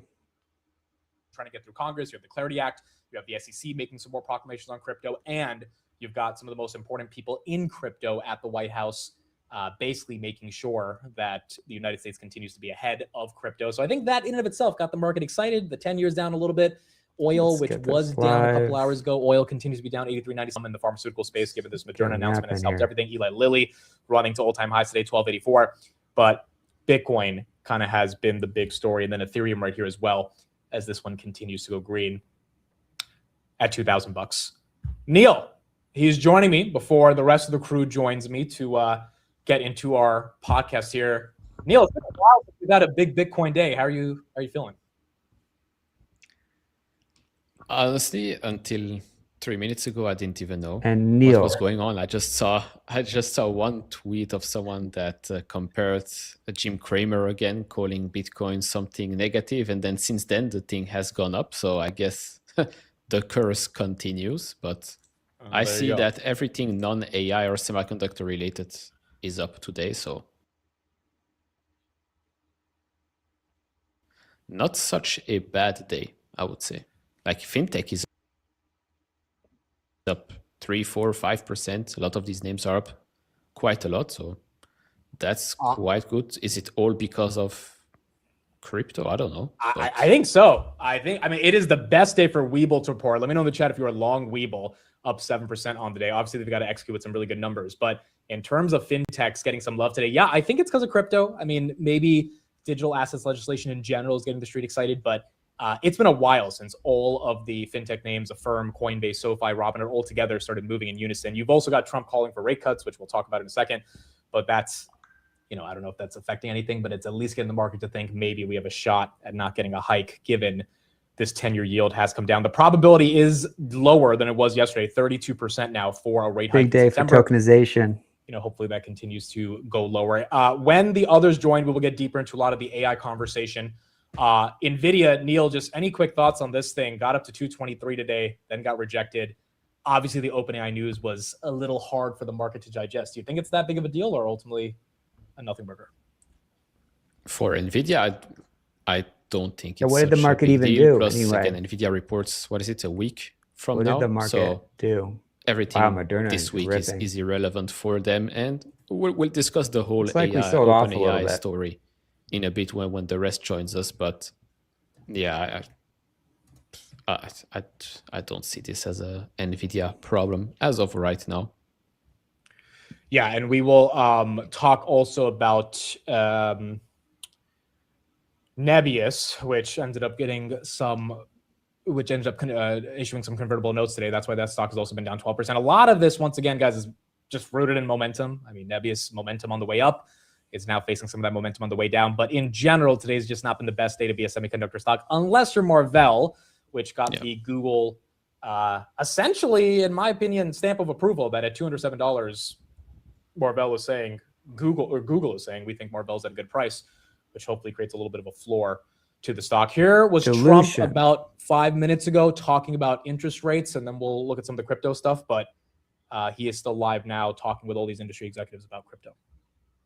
For those that are seeing ads, I don't know why you're seeing it. That is a little weird. Ads are always off during the YouTube stream. I will check my back end, but I'm not sure why you guys are seeing an ad. It's kind of bearish Google if they need to get some more money out of this. But see how much I can annoy my followers here. Here's what Trump had to say. Well, I think it is, but I mean, it's very sad. What am I watching? Every time we do great, we announce great numbers, the interest rate, because the country's strong. I see countries like Switzerland where they're the #1 lowest interest rates, 3.5%. And yet, if we stop doing business, for instance, I have the absolute right to cut off all business with a country like Switzerland, like anything. So why are they prime if I can cut off the business and they are no longer functional? And yet they're considered to be like an elite country. And I don't want to single them out because there's 60 countries like that. They live off the United States. So why? I don't want to watch this. We're paying higher interest rates than them. In the old days, for the whole world. And right? Why would we want to watch it again? Yeah, so we've definitely gotten some clients reaching out, asking about the sell-off and being worried. And so being able to explain kind of all the factors that are going into that, including inflation.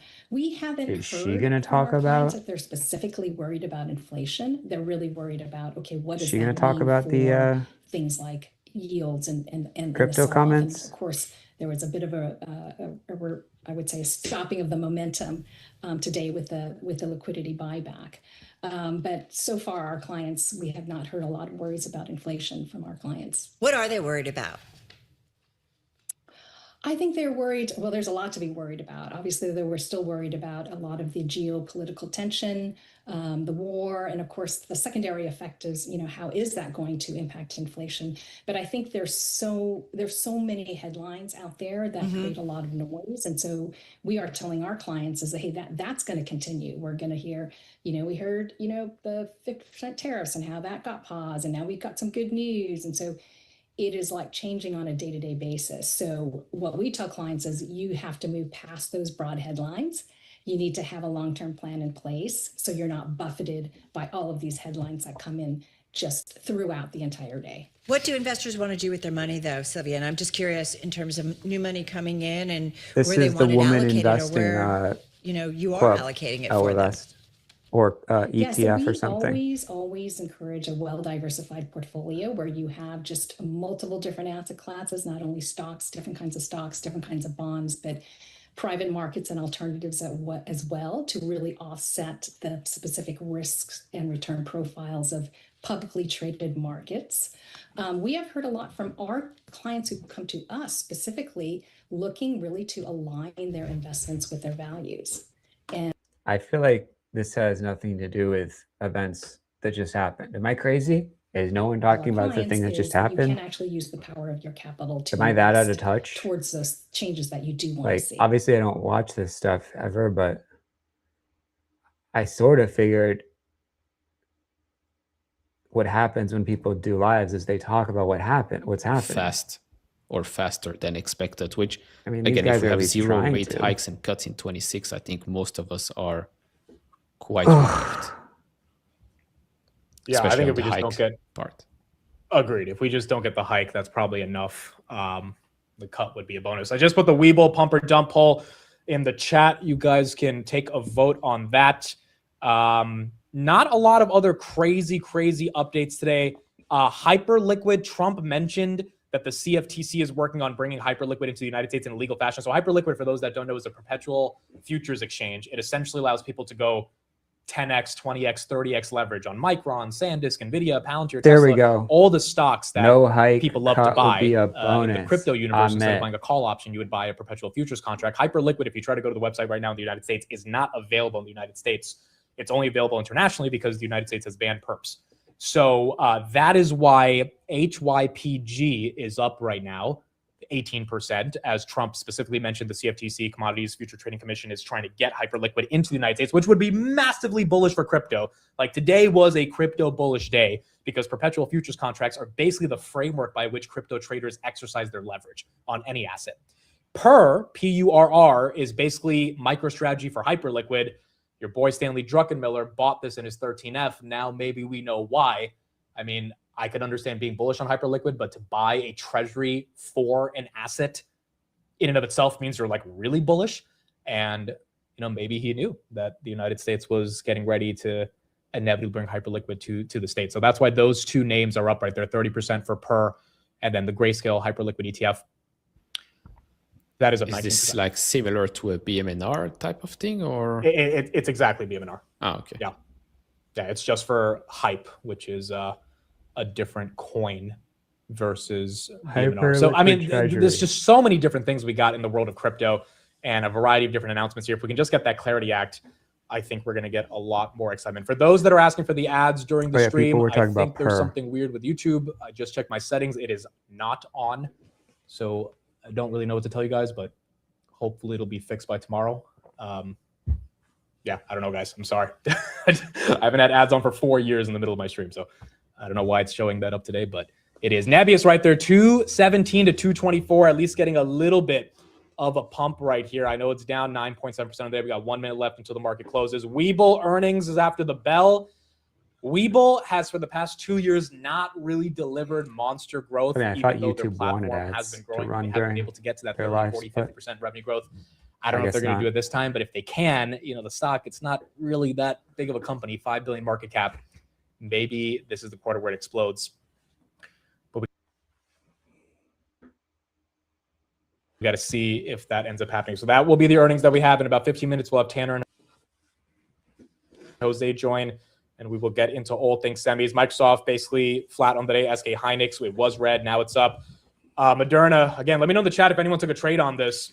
177% is pretty incredible. I mean, literally, if you bought it at any point, Can't believe we're talking about Webull as a company. So it's pretty massive, but huge day, 177% up. And if the drug trials are as important as how the market is pricing it, then maybe Moderna, quite frankly, could be going a lot higher. $69 billion market cap. It was a $25 billion market cap yesterday. 4 p.m. Wednesday, August 19th.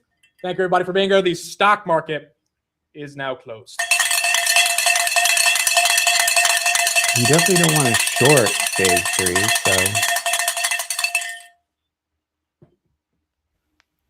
All right. We are done for the day. Neil, your thoughts? I can ask a question. I wanted to ask a question before, but I saw there's only 60 seconds left. So I was like, okay, let's skip that and wait until the bell rings. I'll be Why do you think Reddit has gone back to the same price as we were before the S&P inclusion? Or basically, I think the earnings price? There were a few headlines this morning about search referral traffic again.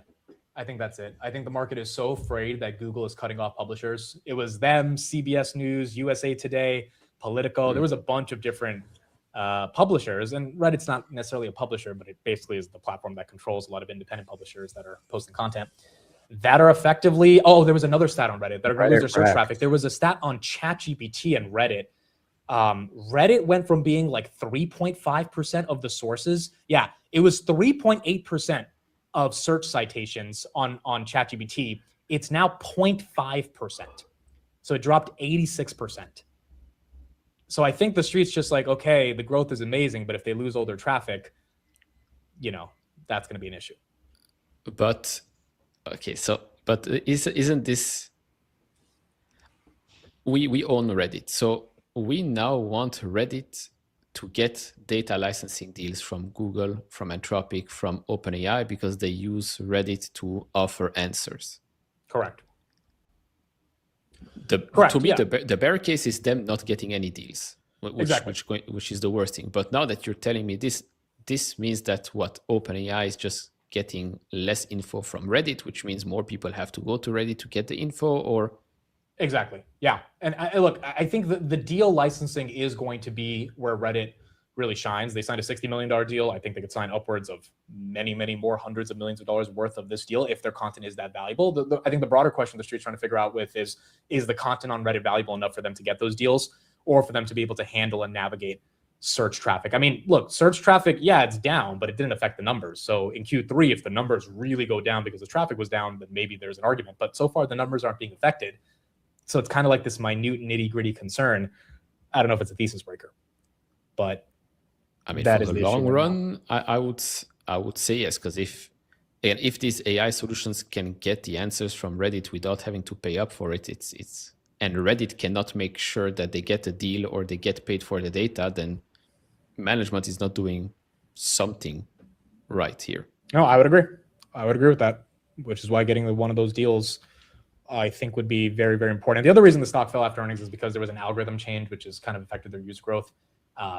There's about 300,000 users, same thing that happened 2 years ago. So yeah, it's going to be one of those ongoing concerns right now. I also think Meta's down, advertising in general, app love it. And so you've got kind of that negative sentiment that's affecting Meta is down because that's what it does. It just goes down. Although today I think it was up a little bit. Yeah, small recovery. I don't have Webull yet. I do have Bill Holdings. Revenue was at 436 versus 430. Today. That's 1.3% better than expected. EPS, they beat 84 cents 2 days in a versus row. 71 cents. The poll on Webull is 50-50, so we're going to see what people think. Bill Holdings, $5 billion company. That stock is up 4%. Wolf also has earnings. Guys, correct me if I'm wrong. This is the company that filed for bankruptcy, right? Like multiple times. They're in the AI space. They've been able to persist. I think SemiAnalysis called this like their sleeper pick that could still do very well. That stock's up 6%. Don't have earnings. It's at $29. Wasn't this like a dollar stock last year? Yeah, this was $1.16 on September 25th. It got to 80 though, bro. It went from $1 to 80. That's how crazy the May-June bubble was. It was at $80. That was at 29. You could have 80 extra money in 8 months, dude. That's and then crazy. Lost 70% of it if you bought the top. 29.85. It was up 7%. Now it's up 2%. Oh, true. They did reverse split. That's fair. They did reverse split. That's also true, which caused a lot of the downside. They did, yeah, but they're still up significantly. They're still up huge. Yeah, that's correct. They're still up huge. They filed bankruptcy twice, but this name has still been out there. Moderna, again, added $44 billion in value today. Just a massive, massive day for this company. I mean, if the headline is as legit as the market is treating it, which is they effectively solved cancer and personalized vaccines for specific treatments, it doesn't solve all of the issues that are out there, but it definitely makes a dent. And you know, I was reading a couple articles today by some other pharmaceutical people, and they basically said AI is going to make this even easier in the future. And this is one thing that, regardless of if you're invested or not, you got to just be happy that, you know, everyone has a loved one, and if AI can advance disease therapy and drug discovery to be able to solve some of these issues, it's a massive thing for humanity. So I'm actually very happy that it's up on the day. Don't know if the valuation makes sense, but the fact that the market's rewarding that is nice to see. Webull right there, that is down 0.58%. So yeah, they didn't solve all of cancer, even though, you know, the stock looks like they did. But yeah, that's what Dario's whole post was about. Correct, Part of it, correct. talk about curing diseases, etc., etc.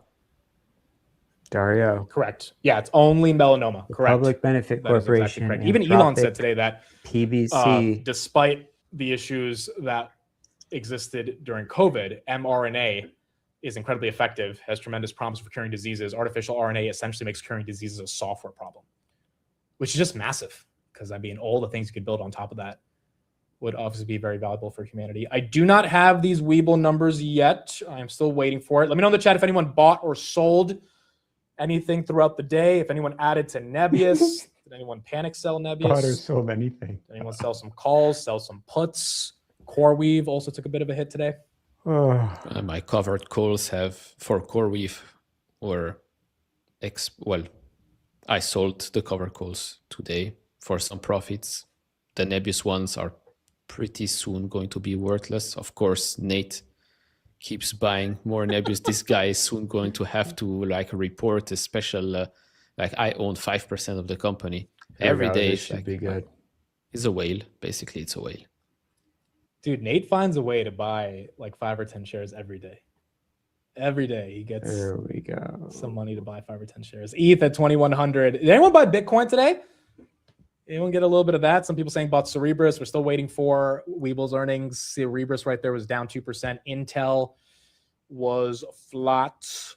Or actually, sorry, Intel was down 4%. A little ugly. Did bought you more watch next. I don't hate that.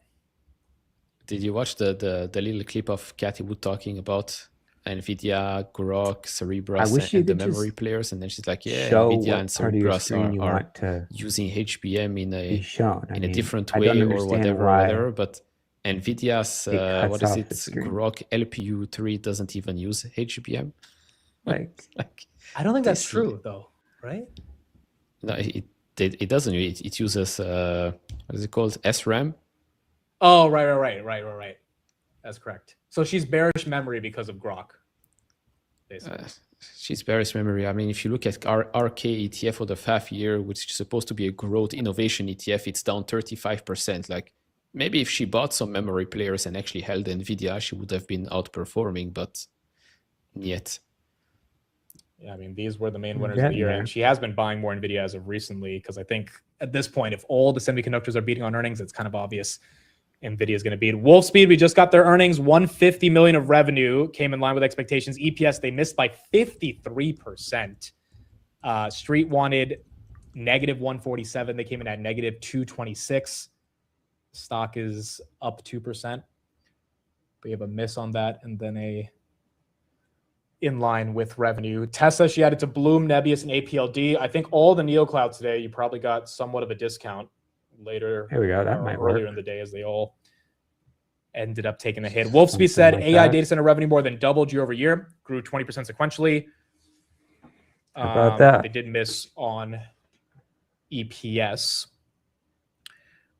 And revenue came in line with expectations. Webull, we're still waiting for Webull. I do not have the numbers yet. Broadcom also got hit because Marvell was seen as the preferred supplier of Google TPUs. And the market thought that's really bad for Broadcom. I think the market's overreacting a little bit on that, but Broadcom usually falls on any Google TPU headline, which goes to show you how fragile, Broadcom is as an ASIC manufacturer, because if anything happens with one of the companies they're designing ASICs for, like the TPU, that's a good point. It takes a hit, even if it's not actually, meaningfully affecting them. But that's why that was down today. And then Marvell here ended up 9.8%. Thoughts on GTA 6 leaks? I did not see any leaks on GTA 6. There are some screenshots, I think, that show the graphics and such. But other than that, maybe some videos. So I have not seen these.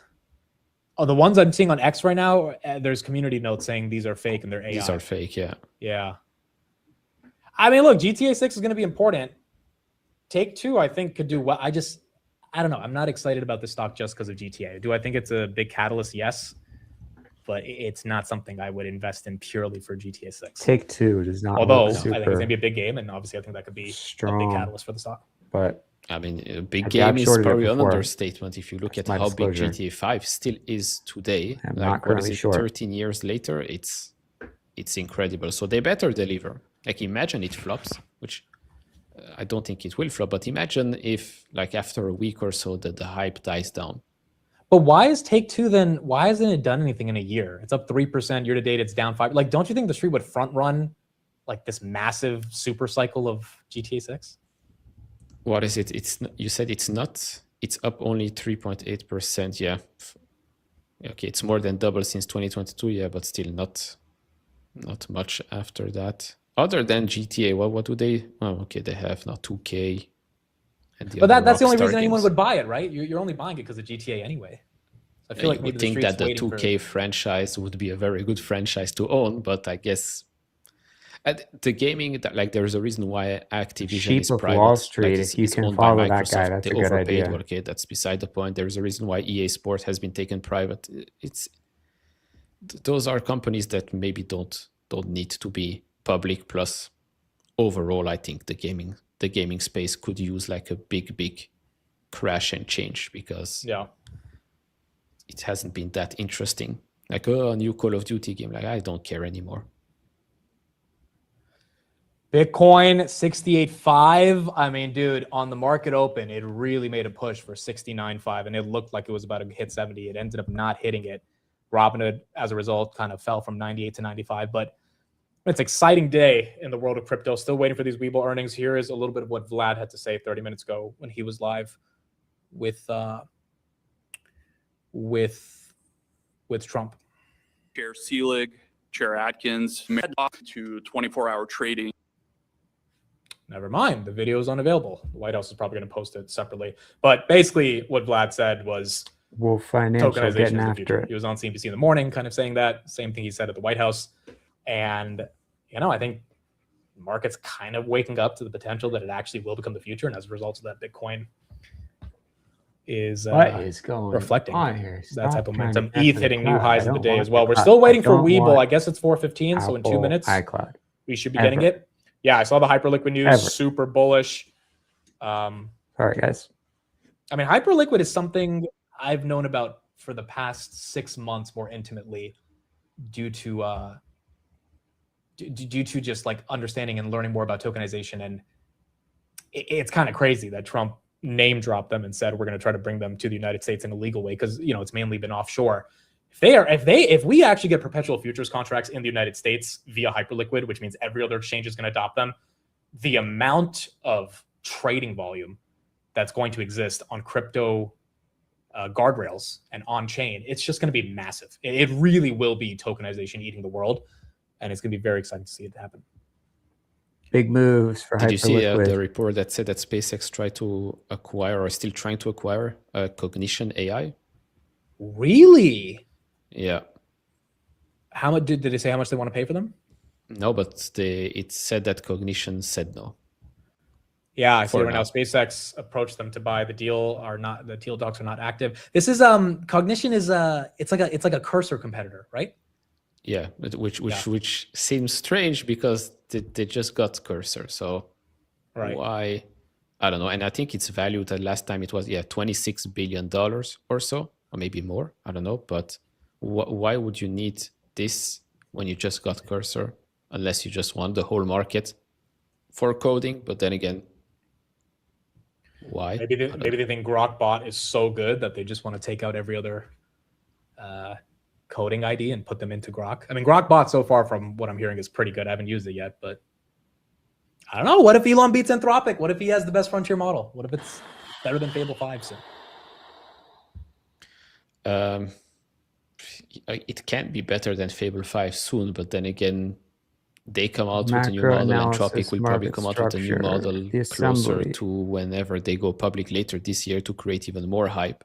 Because Fable 5 has been out for, let's say, a while in this AI world and time frame. Right. So, like, it's purely about who gets the most users and who can build the most inside their own ecosystem. Like, how many apps can you connect to Cloud or to RampBotRouter.com. I Grokbot thought or to OpenRouter bought OpenAI or Router.com. whatever. Because at the end of the day, like, I can switch from Cloud to ChatGPT to whatever every single day for simple things. But if I connect my AI to whatever apps I use every single day, I'm less likely to quit and move elsewhere, unless there is like a very simple way to move elsewhere and to make sure that I just continue my conversation with another AI. But I highly doubt they will make that compatible. Right. Webull got up 10%. Now it's up 7%. They beat on revenue, 198 versus 180. Revenue's up 51% year over year. Webull, big number. guys. They got it that 50%. EPS, You really want to 4 buy cents Webull? versus 2 cents expected. So they beat EPS by 100%. EPS is also up 103% year over year. Will this hold is the question. Let me see if I can get some deeper numbers, but you have a massive double beat on Webull for the top and the bottom right here. Okay, I have the earnings. CEO, I'm proud to report a second quarter for Webull highlighted by our successful implementation of updated active trader functionality following the July 4th elimination of the pattern day trader rule. Q2 was the best quarter in Webull's history with a record revenue of $200 million, up 51% year over year, makes and a lot 24% of sense. sequentially. Webull It up just does. 7.4. Total revenue is up 51%. Trading revenue up 67%, up 147% year over year. Operating expenses only up 13%. Adjusted operating profits, $62 million versus $23 million last year. Adjusted net income, 43 versus 15 million. So you're seeing some of that operating leverage come down to the bottom line. Customer assets, 28 billion. That's up 80% year over year.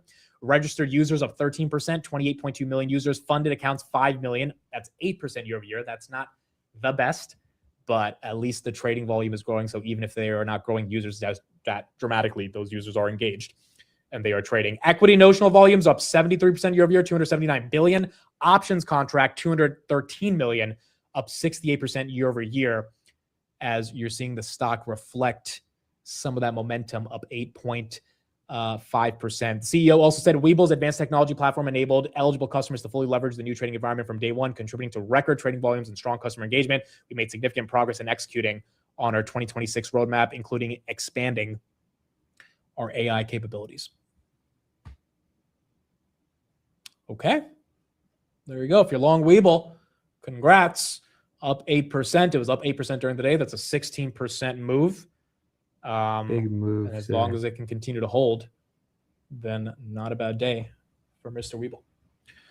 All right, folks, let's bring the other two amigos onto the podcast that is yet to have a name. We are going to get into all the juicy stuff around AI, semiconductors, the broader macro, the market. Jose, thank you for joining. And Tanner with the... Sorry, I'm late, guys. I forgot we were streaming at this time. Isn't it 4 o'clock by you? Yeah, I just finished streaming, got into my regular nightly outfit, was winding down. No other streams tonight, at least what I thought. So anyway, I showed up on time, didn't have time to get ready, put on my makeup. But I'm here now. Let's talk some stocks. I'll take a hit to my sleep score. It's fine. It's whatever. Who told him to do this? Who gave him the idea that this was who? Because it wasn't us. It wasn't our group chat. None of us, right? Like my idea for my nightly routine. What idea? Did someone at the meetup force you to do this? Like, is this what we're seeing? Right? This is. Are you suggesting that my mod Sodak Zach gave me this outfit and told me to go on stream with it? I'm suggesting exactly that. That is correct. I can't confirm nor deny those allegations. Let's get into stocks, man. I'm here to talk about AI. You got to commit to the bit for the rest of the hour now. I'm here. I'm here. There's nothing under this. I'm ready for bed. Oh my gosh. Oh boy. All right. You're sweating, hey? Seeing nothing under this. It's a family show, okay? I think I'm gonna have bro. to Let's start. I'm ready. find a different show, guys. This is all right. So first, we need a name for this damn thing because, like, we need to figure out what. So me. someone help us find a name. We're gonna find a name by today, so we can have a better introduction. But yeah, thank you all for being here. Is this happening yet?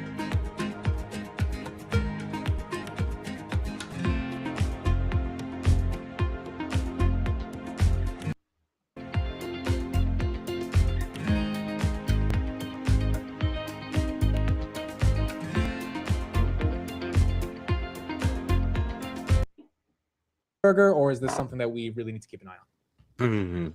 Oh, he's restreaming. I know. I think it was definitely something. This is earnings coming up, so investors will have decisions to make. You don't want to let a good winner turn into a loser. Okay, Bitcoin perking up. IBIT up 6% on the day, breaking a downtrend. Is this a Groundhog Day with what happened with gold the other week? Now we're starting to see Bitcoin make a turn. I mean, there was quite a bit of buying here today. There's been a couple of attempts at moves off lows. Is this time different? I mean, well, the yields came down a little bit, but they only came down a little bit. Let's be clear. But the dollar came down a lot, so that was something else.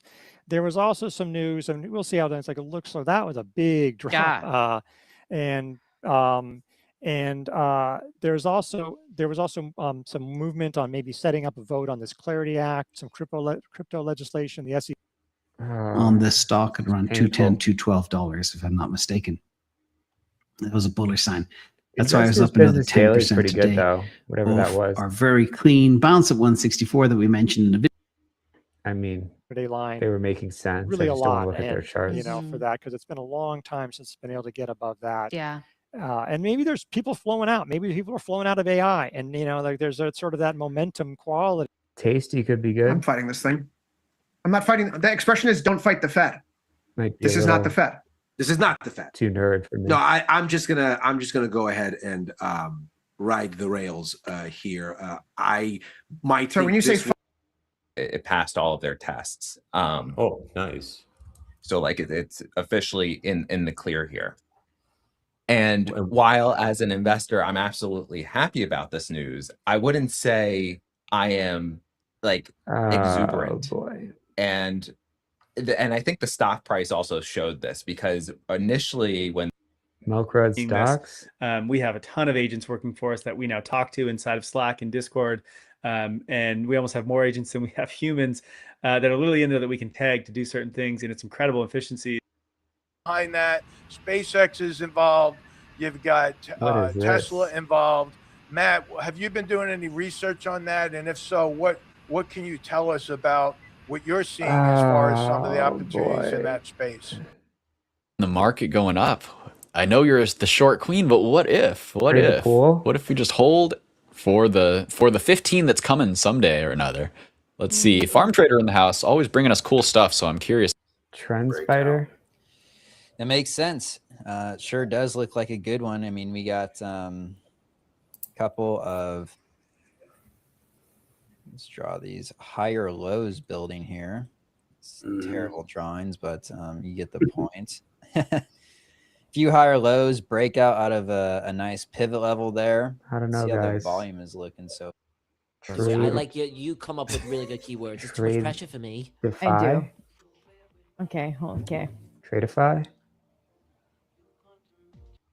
Could just watch the news. Well, because he's more afraid of Melania than any person in the world. Correct. I mean, and that's why I suggest he is that terrified of Melania. She's the one with the leverage. Melania knows all of his secrets, his darkest secrets, the things that he's said about people, the things that he's done, the Epstein things stuff that none of us even know about, but she knows everything. And really off. If she ever decided to do a tell-all book or interview, it would be over for him. It cost him a fortune. Could wreck him.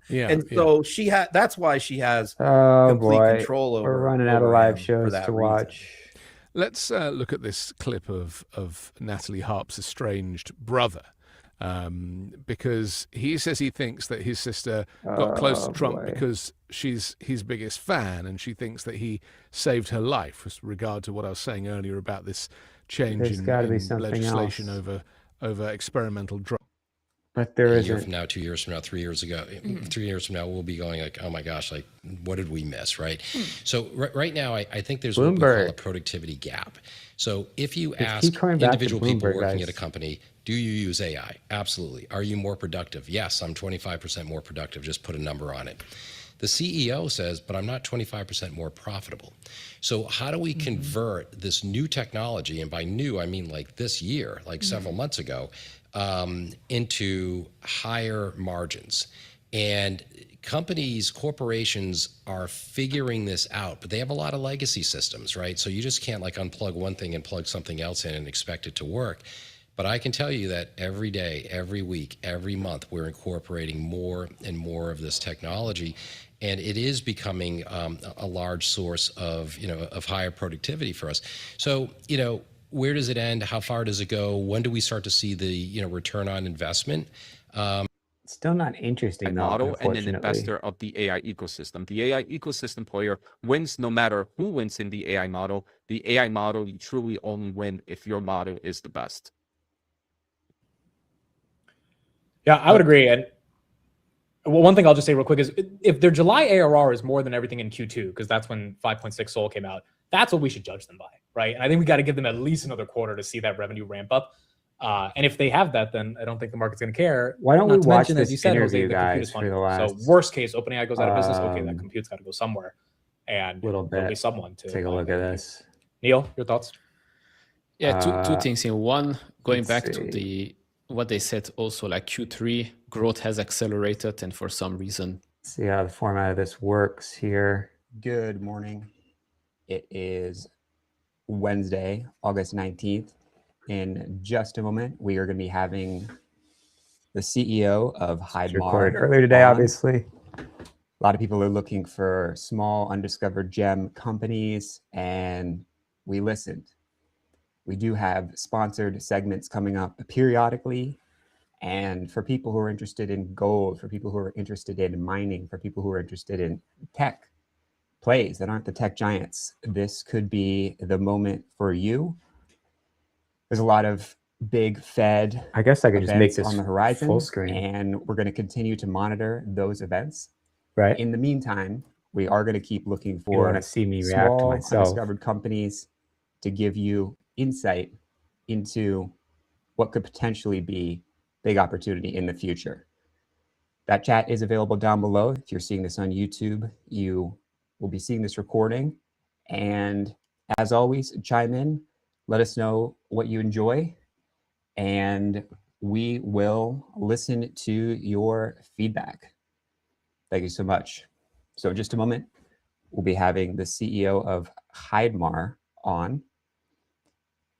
There's been a lot of questions about what companies are potential investments that are inexpensive to buy some shares. Now, you can buy fractional shares of big companies, the Metas, the Amazons, the Apples of the world. You can buy fractional shares, but there are questions still. People want undiscovered gems. People are looking for big potential upside on companies that are ambitious upstarts, companies just starting out in the market. Now, some of these companies have been around for years, but the public markets gives them that funding mechanism, and people want to participate potentially in that potential upside with the understanding that not all of these companies are going to make it. So in our next sponsored segment, we are going to show you a ticker that whether you have interest in gold, whether you've been following the Fed, whether you've been following big companies like Meta, Apple, and Amazon, there are undiscovered gems who could help boost your portfolio. This is our sponsored section. If you have a question, reach out to us at partners@selfadvisors.com. Welcome in Pankaj. Yeah, from hi, Sam. Hydmar. Welcome to the program. Yeah, can you see me? Yeah. Pankaj, we typically have companies on here that are the Metas, the booming AI software companies of the world, the companies everyone is brimming with excitement about. The problem is people are worried about an AI tech bubble.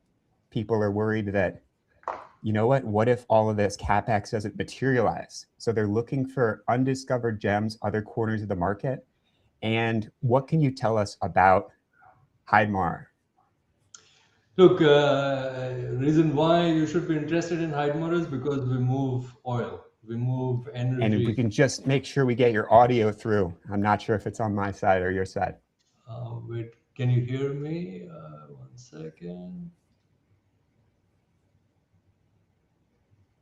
Pankaj is the CEO of Heidmar, ticker HMR on the NASDAQ. Can you hear me now? Is it Here clear? is.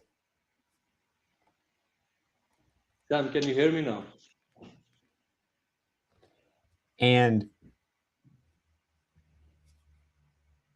so Heidmar did exceptionally well during the Strait of Hormuz conflict. What was it about that event that made? Yes. So yeah. people are looking for companies that benefit from current economic events, and for better or for worse, the Strait of Hormuz conflict was one of those companies, one of those events. So how did that affect your company? Yeah, so we basically move oil. I currently manage 50 ships which are trading around the world, and we carry oil for the oil companies and the traders.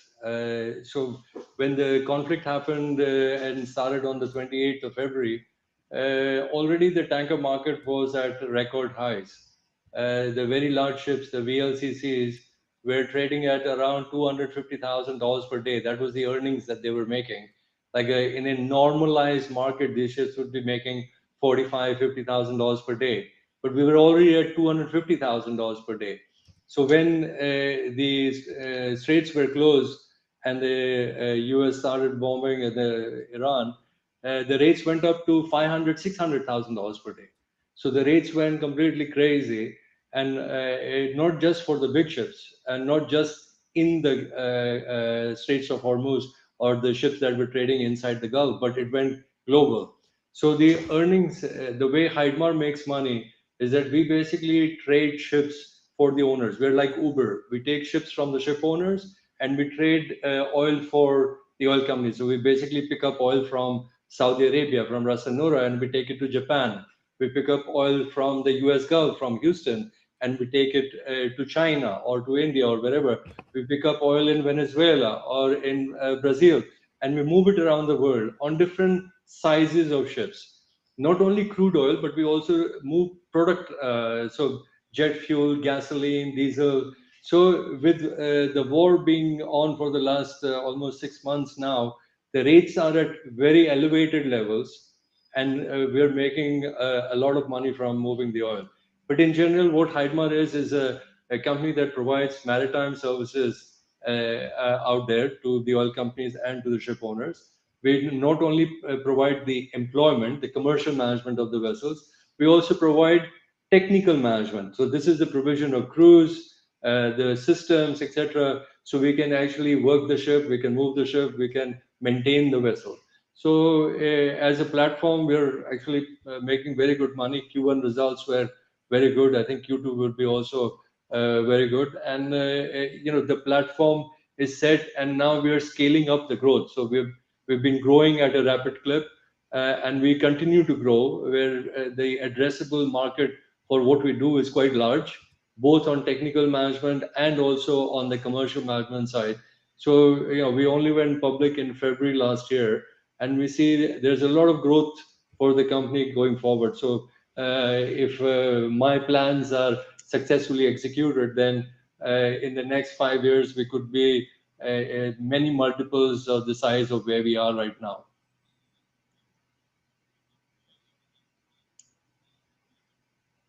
Sam?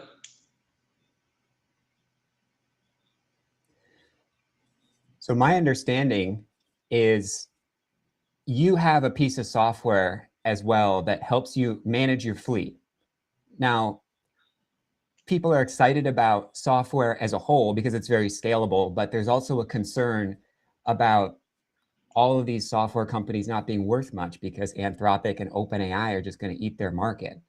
But you have a piece of software that's very verticalized, that's very specific, that is very AI resistant. Now, I'm not saying that you're going to be transforming into a software company because you already have such a valuable niche in oil, but what is it about that logistics capability that you have that's an advantage? Yeah, so basically we digitalized 20 years ago. We have our own proprietary ERP system called eFleet Watch, which basically helps us operate in the market. So effectively, as soon as the vessel appears or a cargo appears, it goes into our system, and then everything is done on eFleet Watch, from running the estimates on the voyages, communicating with the charterers, appointing agents, buying bunkers, running the voyage, monitoring the ships through the voyage, invoicing the clients for the freight, doing the claims calculations. All this data then flows into our accounting system, and then from the accounting system, it gets processed and flows back into the ERP system, and it is also the portal to our clients. Now, it is, I would say, AI resistant, but more importantly for us, we are actually using AI. So we are now installing AI agents on the system. We have almost 40 terabytes of data, and we are using the agents, a system called Complexio, which basically then allows us to go and get the data, improve the trading, remove the repetitive processes. So currently, for example, one vessel manager runs 7 vessels. Using AI, we will be able to run 10 to 15 vessels with that same person. And so we are not eliminating positions, but going forward, our processes become way more efficient. And then the people actually focus on either making money or saving money. So AI is an integral part of what we are doing. And so we are now incorporating AI into our system, on our emails. So basically all structured and unstructured data will be accessible by AI. We are already working on that as we speak right now. In the next month or so, it will be installed across all our users, and about 70 users will start using AI. And we expect that in the next 3 months, our efficiency will increase like exponentially because of that. So, Pankaj, to find Heidmar, they can go to the NASDAQ. They can look for the ticker HMR if they're interested in taking a look. And how can people find out more about your company? Look, we have been quite proactive. The one thing that you have to know about the company is that I am the CEO, but also am shareholder of the company. I own 45% of the company. The other 45% is held by my partner. When we went public, we were 50-50. We went down to 45% each. We did not go public to sell our shares. We basically went public to gain access to capital so we can grow the company. So basically, for the last year and a half, we have been marketing the company. So there's a lot of information on the website, all our filings. We are very regular with the quarterly and the 20Fs and so on. So all the information is there on our website, the SEC website. We have our own YouTube channels. We are on social media everywhere, on LinkedIn. And so all the information of the company, especially videos of me talking about the company in terms of what we do, growth prospects, etc., are available on YouTube, on Instagram, and on LinkedIn. So please do reach out and look at those channels, and they basically lay out everything in terms of what we're doing. But also, in a way, Heidmar is a precursor to what's happening with the geopolitics. Whatever happens in the Straits of Hormuz affects us almost on a daily basis, always on a positive basis. So we are very much plugged into what is going on, not only in the Straits of Hormuz, but also in the Bab al-Mandeb, but also in the Black Sea. So, I mean, I have a ship loading in the Black Sea right now at rates which are incredible, very, very high, way above any record that has ever been set. So, and that translates immediately into my bottom line, where we make money from how the rates are doing. Well, thanks so much for joining. I think a lot of Americans are really going to see this as a successful transition from a private to public company and a real growth story in the eye of the storm in this Strait of Hormuz conflict, which has been so challenging, but also so important for the growth and continued growth of the economy. We're going to disseminate this on our channel, along with recent current events, including items like the Guggenheim insurance topic, which has come up, FOMC minutes today, all of these sort of pieces of geopolitical and economic information that make people reconsider whether they want to buy gold, whether they're more interested in trying out the AI bubble, even though it might be overinflated, whether mining is more interesting, whether shipping represents an opportunity right now, given oil and the events we've had earlier in the year. Thanks so much, Pankaj. and appreciate it. Hope to hear from you again. Thank you, son. Good to see you. Take care. Take care. So that was Pankaj from Hydemar, ticker HMR. We are continuing to highlight companies that are up and coming.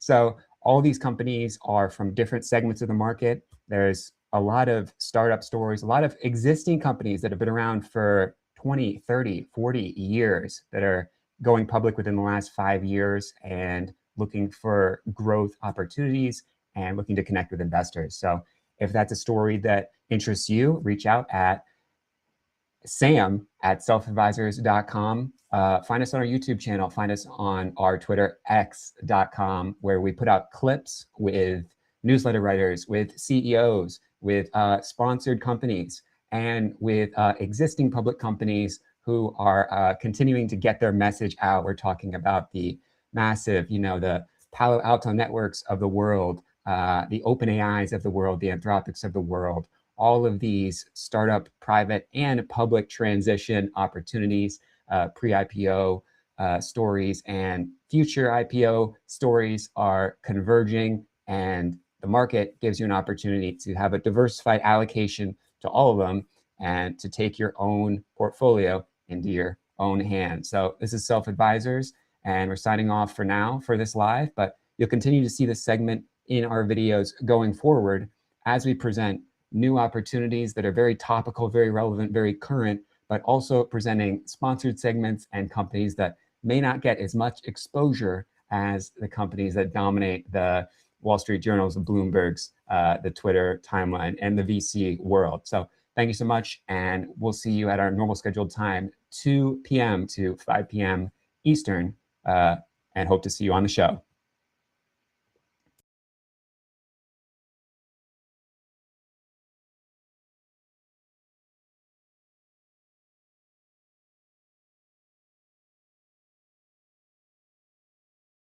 Ticker HMR.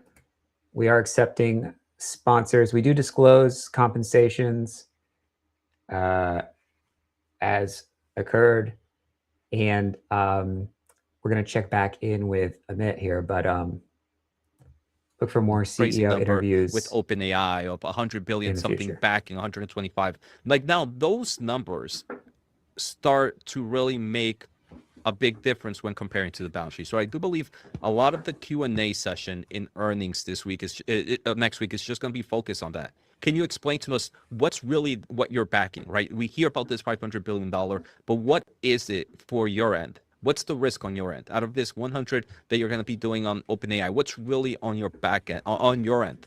And then how is that moving into the financial statements, right? Do we start to see this upcoming quarter that obligations on cloud, on supply chain, and all this grow to $200 billion versus the $100 billion that they had right now?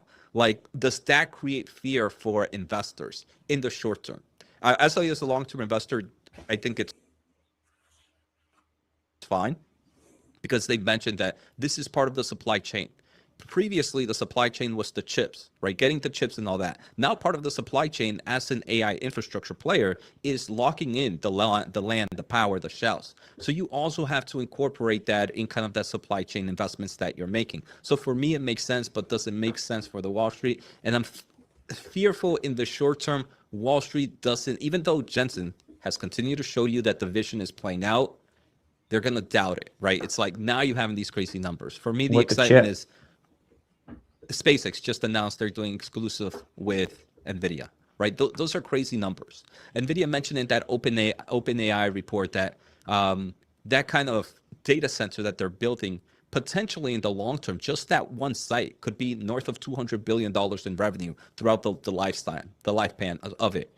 And that's just one site. Then you also have reports that Google might be reducing some of its TPU demand, or Broadcom reducing some of its TPU demand. Is that because NVIDIA's Vera Rubin is just so amazing that some of these players that were in the ASIC space are saying, you know what, ASICs are nice, but maybe if SpaceX is going all in NVIDIA, we can't let them take all the NVIDIA chips. Do we have to go back and get back to Father Jensen and say, look, Jensen, we're not leaving you. Make sure to give us right our locations. So I'm very, very excited about the growth opportunities and everything that we're seeing. Kind of point in the direction that they're going to kill numbers, whatever Wall Street does, whatever analysts say. I don't care, but I'm going to be happy. I'm going to be with a big smile when we report earnings next week. You know what's a part that people don't talk about for NVIDIA doing a lot of the financing now? Which actually, I don't think people give enough credit to how much of a moat that can actually give them. I mean, you're already securing companies like SpaceX and OpenAI to practically deal with you exclusively because you can help finance that. And then on top of that, they get the flexibility to do one of three things. Like you can, pay less but go exclusive, SpaceX. You can give us equity and we'll give you, access to GPUs. That's another way. Or you can just pay us a little bit extra in terms of here's the GPUs and we'll finance it. And maybe at the end of the financing, we're going to make $45 billion per gigawatt. So I think it's really important for Jensen this quarter to come out and just put those types of issues to bed. That way investors can start to run up the multiple, bring up the valuation a bit, because I just think certain investors are not sleeping at night knowing that, man, you gotta help me here. That I don't think you need any help. You're doing great today. You're crushing it, dude. That the company is getting more risky, but it's not just more risk for the sake of more risk. They are adding potentially additional new revenue streams. People aren't giving that enough credit. So you're saying people are sleeping on it. I see. Yeah. Do we think NVIDIA, I know it's kind of crazy to say, but do we think NVIDIA increases the buyback authorization? They've done it 2 quarters in a row so far. I'm wondering, to make the street even happier with their balance sheet. It's already, 80 billion of commitments? Do they up that to 100 billion and just say it's a clean round number? That's what we're going to do? I don't think they care about the clean round number, but they'll do what is necessary to continue to grow the business. Yeah, I mean, I wouldn't be surprised if we see an increase again in buybacks and dividend. I do believe in... This is killing me. Regulation or the CapEx spend, we're just getting started in this whole thing. So we're going to make that $20 hamburger more affordable, and that should change sentiment, but it takes time. As long as those jobs stick around. Yeah. Right? You can build a data center and then you move on, or if you don't need, right? Those workers have to have a place to go. We were talking about summer vacations when you came in. You're getting ready. Just got about a minute left. Is there a book you take with you? Is there research? Or do you just say, I'm done? I'm not taking a book with me for this trip. I think what I tend to do is I tend to read a lot of financial news. Yeah. I tend to read a lot of research that I can just get caught up on. Most of it's economic theory, just because I think that we are in a very big changing point right now. And I think that relying too much on historical data today is going to be a mistake. And we have to think about a higher nominal growth world and more of a supply side dominated world as opposed to a demand side dominated world. We need to do more of that with you. Maybe bring Mike McKee on too, because I think that would be a fun discussion. I'm just picturing Aperol Spritz with a side of R-Star. I keep wanting and term premium. Yes, exactly. We do wine segments sometimes on Friday. Maybe we can couple them together. I've said it before, but I really mean it. You're a gem. Thank you for giving us all this time. We love having this opportunity to do this. Jim Caron is Chief Investment Officer of Portfolio Solutions at Morgan Stanley Investment Management. So if you missed any of that conversation, be sure to check out our YouTube feed, but also on the Bloomberg and at Bloomberg.com. Carol Massar along with Emily Graffeo. We did see kind of little moves in the market today, but we definitely did have some stocks on the move. We're going to break that down when we come back to you right here on Bloomberg. Stick around, everybody. There it is.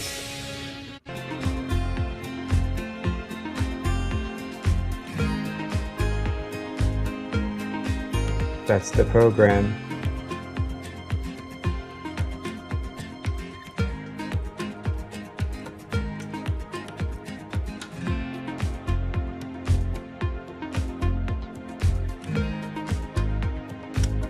I think we're just going to close it there, guys.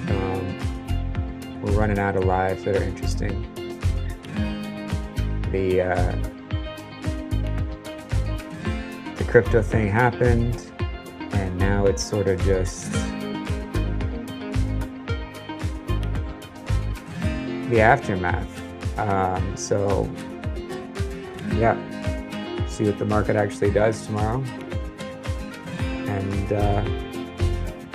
go from there. So that's the plan. I mean, if they're actually talking about it on NBC, but I doubt it. There we go. And this was a tremendous one-day gain, specifically for Moderna. I think Moderna really stole the show today with those gains.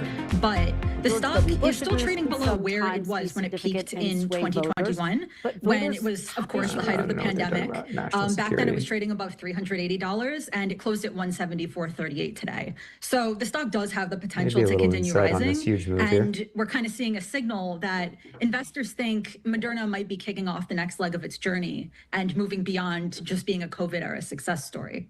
Yeah, that's so true, because in 2020 and 2021, you might have had a lot of people buying into it because of everything that was happening in the world with COVID. But for this now, for the people that have been following now Moderna, I mean, was this something so unexpected, or was there kind of maybe clues that sooner rather than later, a news release like this could come out?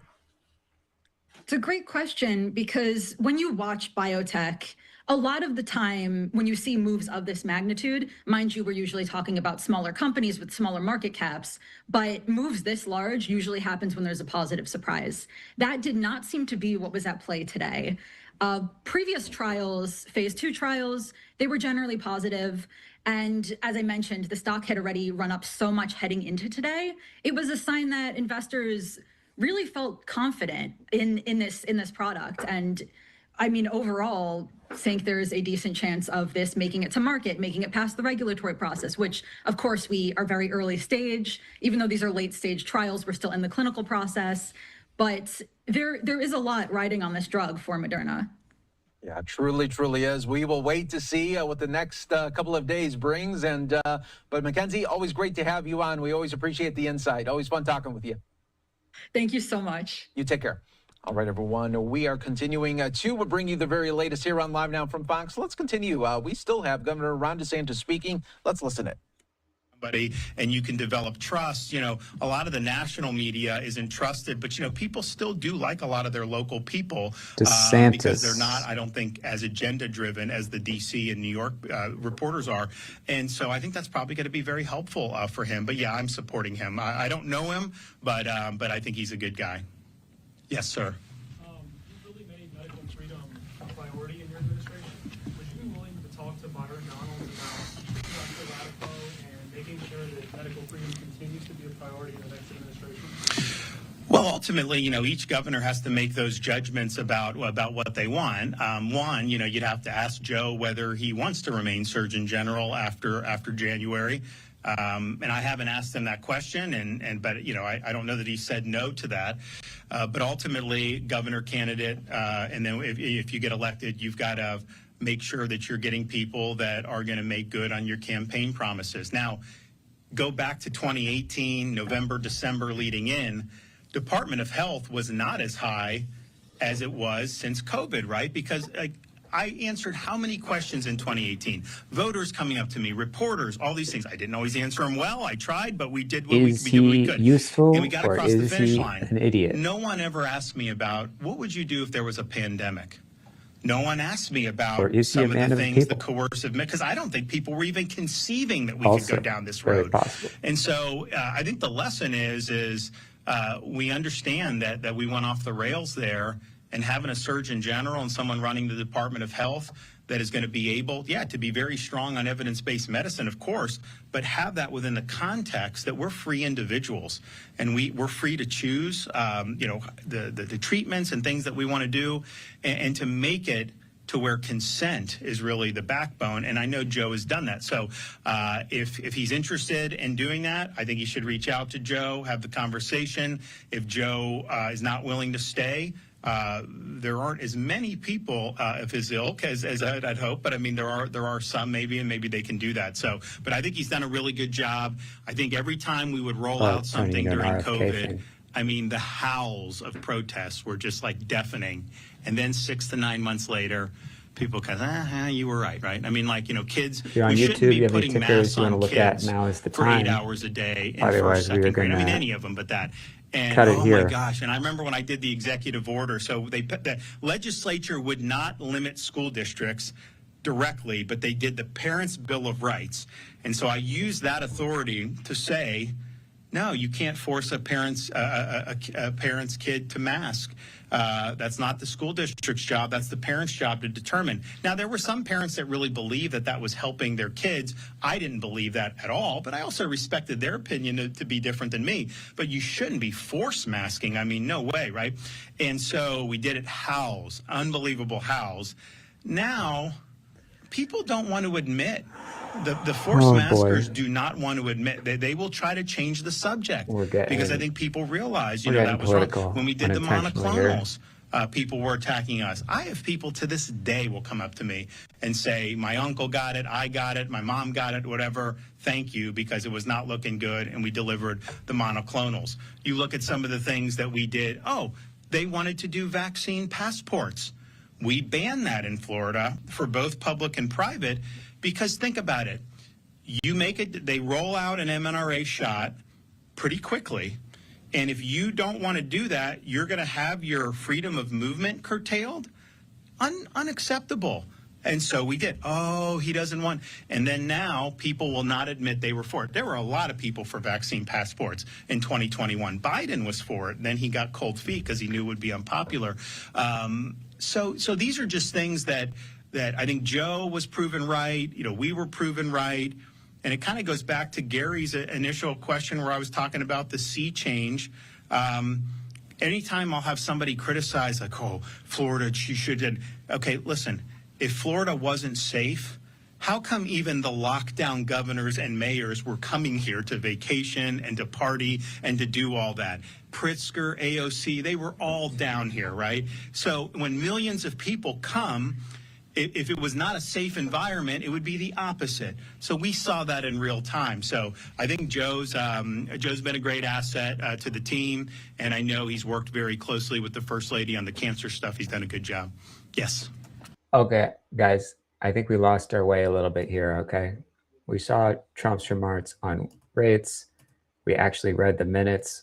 We digested the minutes, and we put out a YouTube video shortly, but we also watched a company CEO interview, which you can check on that pinned comment. Pinned comment right here is the camera. Pinned comment on X.